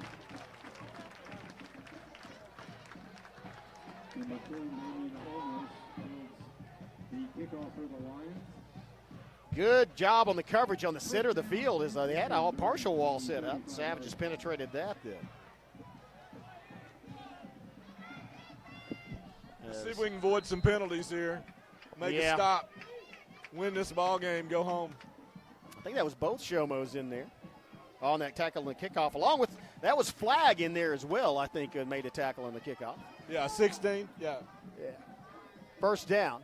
Same formation, handoff. Manhard gets tripped up in the backfield. Jacob Champagne coming off the corner, takes his feet out from under him. That's a tackle for loss for Champagne. Makes it 2nd and 11 down infield, and now that'll keep the clock running. Yeah, that was a nice job of Champagne coming off that corner and getting enough in there to take his feet out. Lions trying to hurry.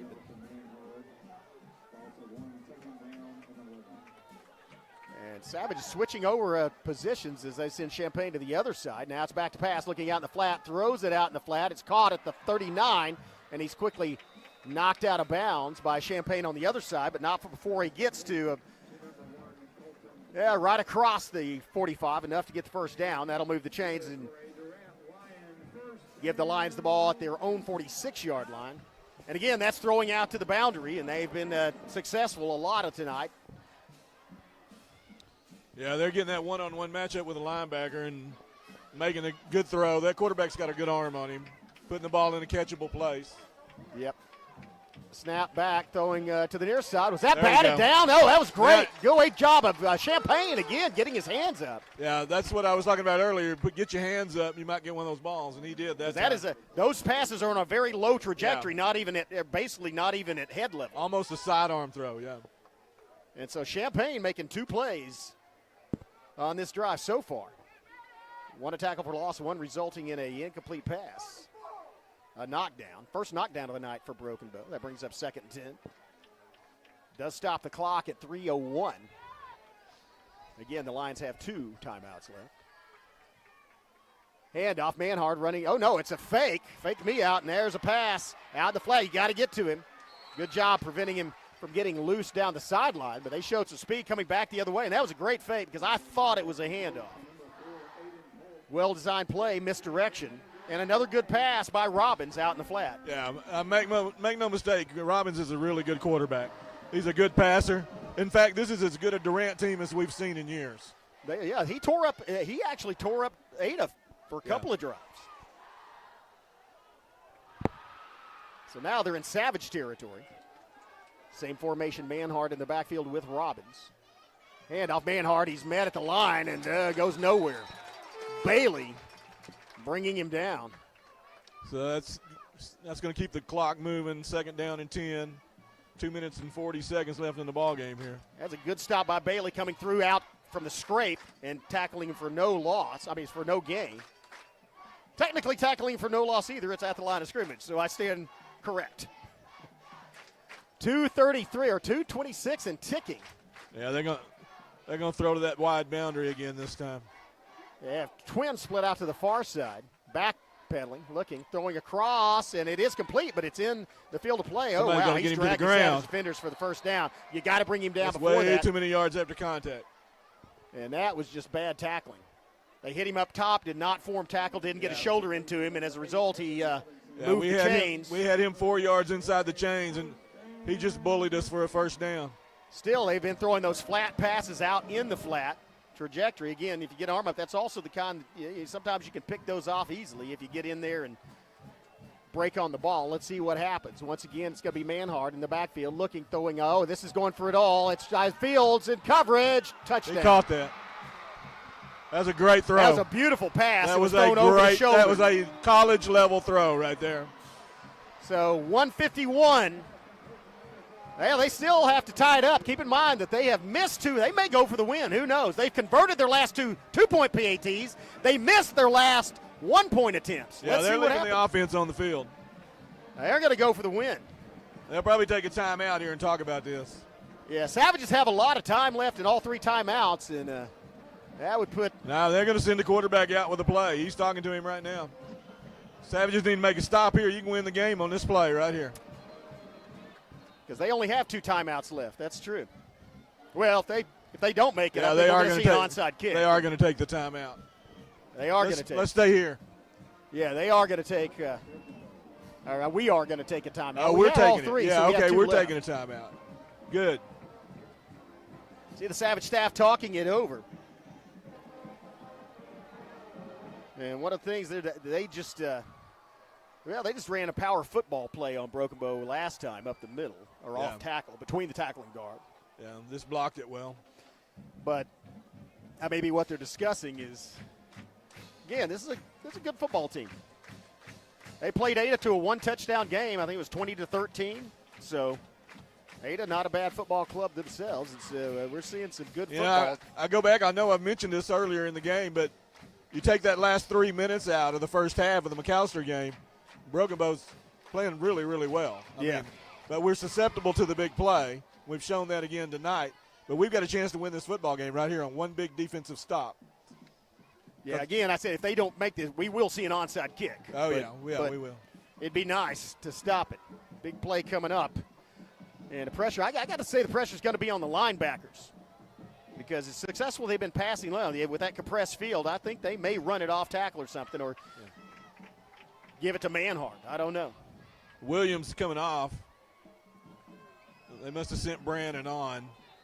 Well, see what we line up in. They're lining up in a power formation. They're lining up in a powers, yeah. I think you're going to see a quarterback keeper behind those two linemen in the middle. No, he's going to throw it, looking in the corner, running, and now he has an option to run past, throws it across. Incomplete. Incomplete! Incomplete! Defended by the Savages. I don't know if Patrick got a hand on it or not, but it fell incomplete. Cole Patrick on the stop there. I thought Patrick was in there on the play. And as a result, Savages still up by 135-34, 151 left. We're about to see an onside kick. The good hands team better be prepared. Yeah, and we've already lost one kickoff on a weird call, admittedly, but still, we had one last week that we didn't cover. In fact, we haven't covered a short kickoff yet, so now's the time. You know how they like it to hop once and they're waiting for you they're wanting it to bounce off you? What do you think? I hope they don't do this because chance to enter. What about putting Graydon Howell at like the 50 and just have him run? Say when the ball's kicked and you see it, just run and grab it and run into the end zone. You know what's interesting is I'm not sure McAllister or Durant, either one, intended for it to be an onside kick when they recovered them. I think both of them were just missed kicks.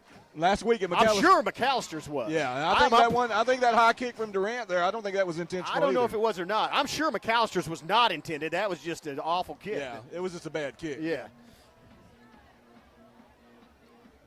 So we'll see. Savages have a bunch of backs and a bunch of small numbers up front. You got receivers and defensive backs. Yeah, you got the good hands team in there. Yeah, Coach K used to call this the All-State team because they're the good hands people. Yeah. And here that's Jimmy McGill. Well, they're about to look at this. Look at the coaching staff waving the second line up like, guys, the 50 is where you need to be.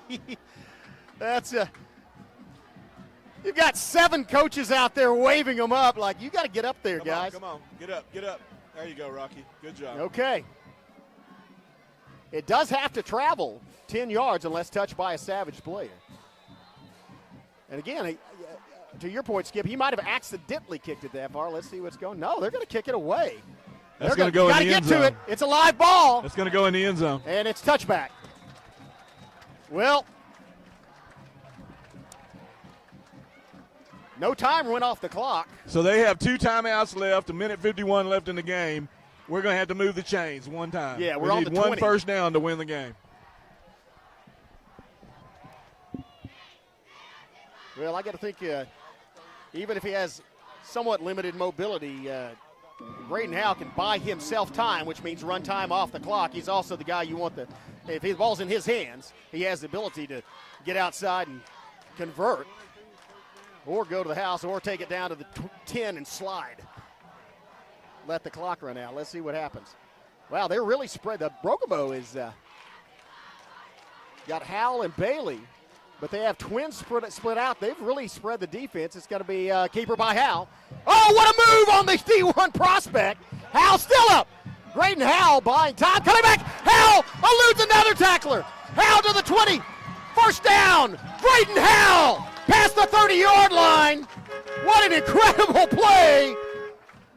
Well, you can't coach that, Chris. If you're a Division I scout, watch how the Arkansas commit just got. Yeah, he's going to have to step back there and find his socks. Yeah. Because he lost them on that play. Oh, what a great move by Howell. He made 3 great moves there and got the first down. Yeah, that's not coaching. That's pure athleticism. What a fantastic move. What a combination of fantastic moves. And, man. Well, 1st and 10 for the Savages. Clock continues to run. Here's Bailey up the middle. Bailey, power football, and they need to blow the whistle as forward progress is stopped. Smart job by Bailey protecting the football, getting over it, and clock down to 1:06. And that's actually a gain of 2 by Bailey. Timeout on field. We're going to stay right here and talk about this. Let's talk about Savages. That came out in the second half and immediately gave up a 75-yard run and gave up the lead to Durant. Then went 95 yards downfield, stuck it in the end zone, made 2 fantastic third down conversions during that period, used multiple players. They really, after getting their backs to the wall in this second half, they have really answered, and this is a tough football team. Yeah, I mean, this is a team that's going to continue to improve through the year. Actually, both of these teams will. But Pregame a team, projected to finish last in the district. We got Durant, of all people, who beat us for the first time in 30 years last year. And they scheduled us for homecoming. So nobody thought this team was going to be any good, but look at what we've done. This is wonderful. This is Savage football. This is Savage football. We get rid of the big play on defense, and this is a really good football team. Yeah. Now, there's 1:06 left, 1 timeout left. Be nice if the Savages get another first down, and then that's ball game. They can run the clock out. Otherwise, they're looking at a third down with still 50 seconds on the clock that they have to convert. Let's see what happens here. Here's Hal. Oh, there's that pitch inside, and it's going to be Williams struggling. He does not get much, maybe a yard. So they're going to have to use another timeout. They're going to have to burn another timeout. Yeah. The clock's at 1:02. That took more than, come on, that took more than 4 seconds. Well. Yeah, we got a little home cooking on the timekeeping there. Well, it took more than 4 seconds to run that play. Yeah, I'm thinking. Well, timeout on the field with 1:02 left. Savages facing 3rd and 9. So, given my broken bow has 2 timeouts left. So, should they not convert, and if it's not an incomplete pass and not out of bounds, the clock's still running. That's the last timeout. There are no more timeouts for it, so the Savages can let the clock run down to 1 on the play clock and call timeout. So the dilemma here is that Durant's out of timeouts. We've got 3rd and 9. We throw the ball and we're incomplete. We stop the clock for them. So what do? Do you keep the ball on the ground? I think you let your quarterback scramble. That's what I think too. Because I think you design some play here that allows Graydon to get on the edge. Yeah. And 1:02. I mean, even if you get stopped, you'd think, well, take another 4 seconds at least off the clock. But then if you go down in bounds, you're still going to run another 25 off it, and then you call timeout, and then you punt it away. I'd send Bailey out in front of Graydon here and just let him go. Let him run to the edge. Let's see what they do. And that's exactly what they do. Good block. Hal just shot. Oh, there it is. There it is. 40. There's the game winner. 30. 20. again. Look at him taking time off the clock. That is a smart move. That's not taunting.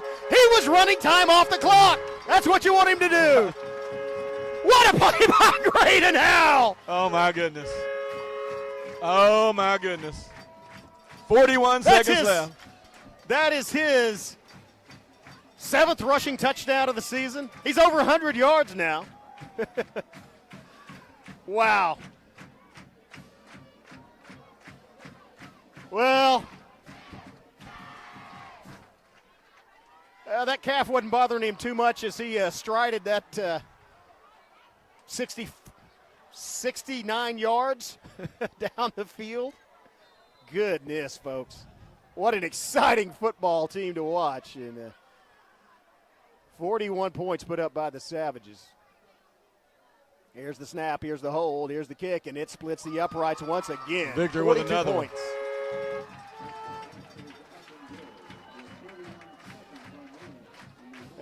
Here's the dilemma now, though. It's still an 8-point game. That's a one-possession game. It is. But the home crowd is exiting the stadium. The Queen left at halftime, so happy homecoming, Durant. Well, this game's still. Here's the thing. It's insulting to be picked as a homecoming Patsy. And I'm enjoying this very much. Maybe a little more than I should. Yeah. I'm going to say,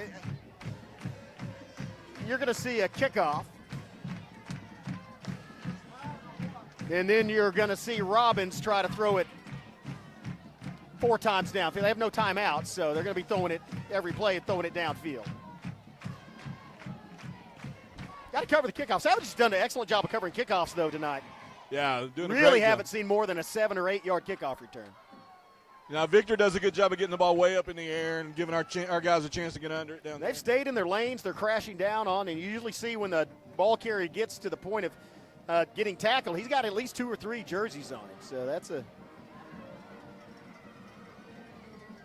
that's good coverage for the Savage. I think I would just blister this kick about 2 feet off the ground just as hard as I could kick it. Actually, look at all the room over just here. let it go. There is no up back. There's a guy over there on that side. On the far side, there's somebody at the 20. On this side, there's somebody at midfield, but nobody past the 33 on this near sideline. So if you could get it past, past the 30, past that line of foosball guys, past that slot, then and that's they kicked to the far side. It's going to be fielded. You got to get him down, and they do right short of the 40. 38 seconds left. They're 60 yards away. So Savage is going to have to play prevent defense, keep them out of the end zone. Now again, they did get burnt early. First touchdown on a deep pass, but since then they haven't been burned on deep passes. They have been short passes that have turned into long runs. We've given up a couple of big runs though. So yeah, runs after the catch as well. I mean, I'm putting the safeties way back. We got Baker and Howell in the game at safety, so I'd back them up into prevent here. Yeah, back up Sky, prevent here. There you go. And pressure on the quarterback. There he throws it out in the flat, and he's route. immediately tackled in bounds. That's going to keep the clock running. Yeah, that's a ball game. 30 seconds. That's a ball game right there. They're not going to be able to do anything else. Why is the clock stopped? That's great. It's not. Clock's running. 21 seconds left. There you go. They're going to take a shot downfield. Yeah, that's all he can do is throw it downfield now. Get pressure. Out of bounds. That stops the clock, but only with 6 seconds left. Yeah. 6 seconds left, and it's 3rd down. By the way, that was well defended on the far side by Fields. He was step for step with the receiver and kept inside his shoulder. Chris, this team's put 42 points on the board, and they've earned every one of them. I mean, they've overcome penalties. Great offense tonight. We shore up on defense, and we're a contender in this district. The shortest drive was 58 yards. Savage offense moving the football tonight. And we may see some razzle-dazzle. Nearly need to get some pressure as he's being pursued. He's being run at by Ginn. He's going to launch it. Ball's up for grabs. It's going to be intercepted by Howell. Graydon Howell. Slide. He's safe at home. Savages win. Advance to 1-1. Beat the Lions on homecoming night. Get their first win of the season. The first win of the Maverickling era. And in dramatic style, 42-34 final score. Brokobo is 1-1. One loss and one win over a 5A team. Gets a couple of D1 commits, and boy, they've got another exciting game planned next week.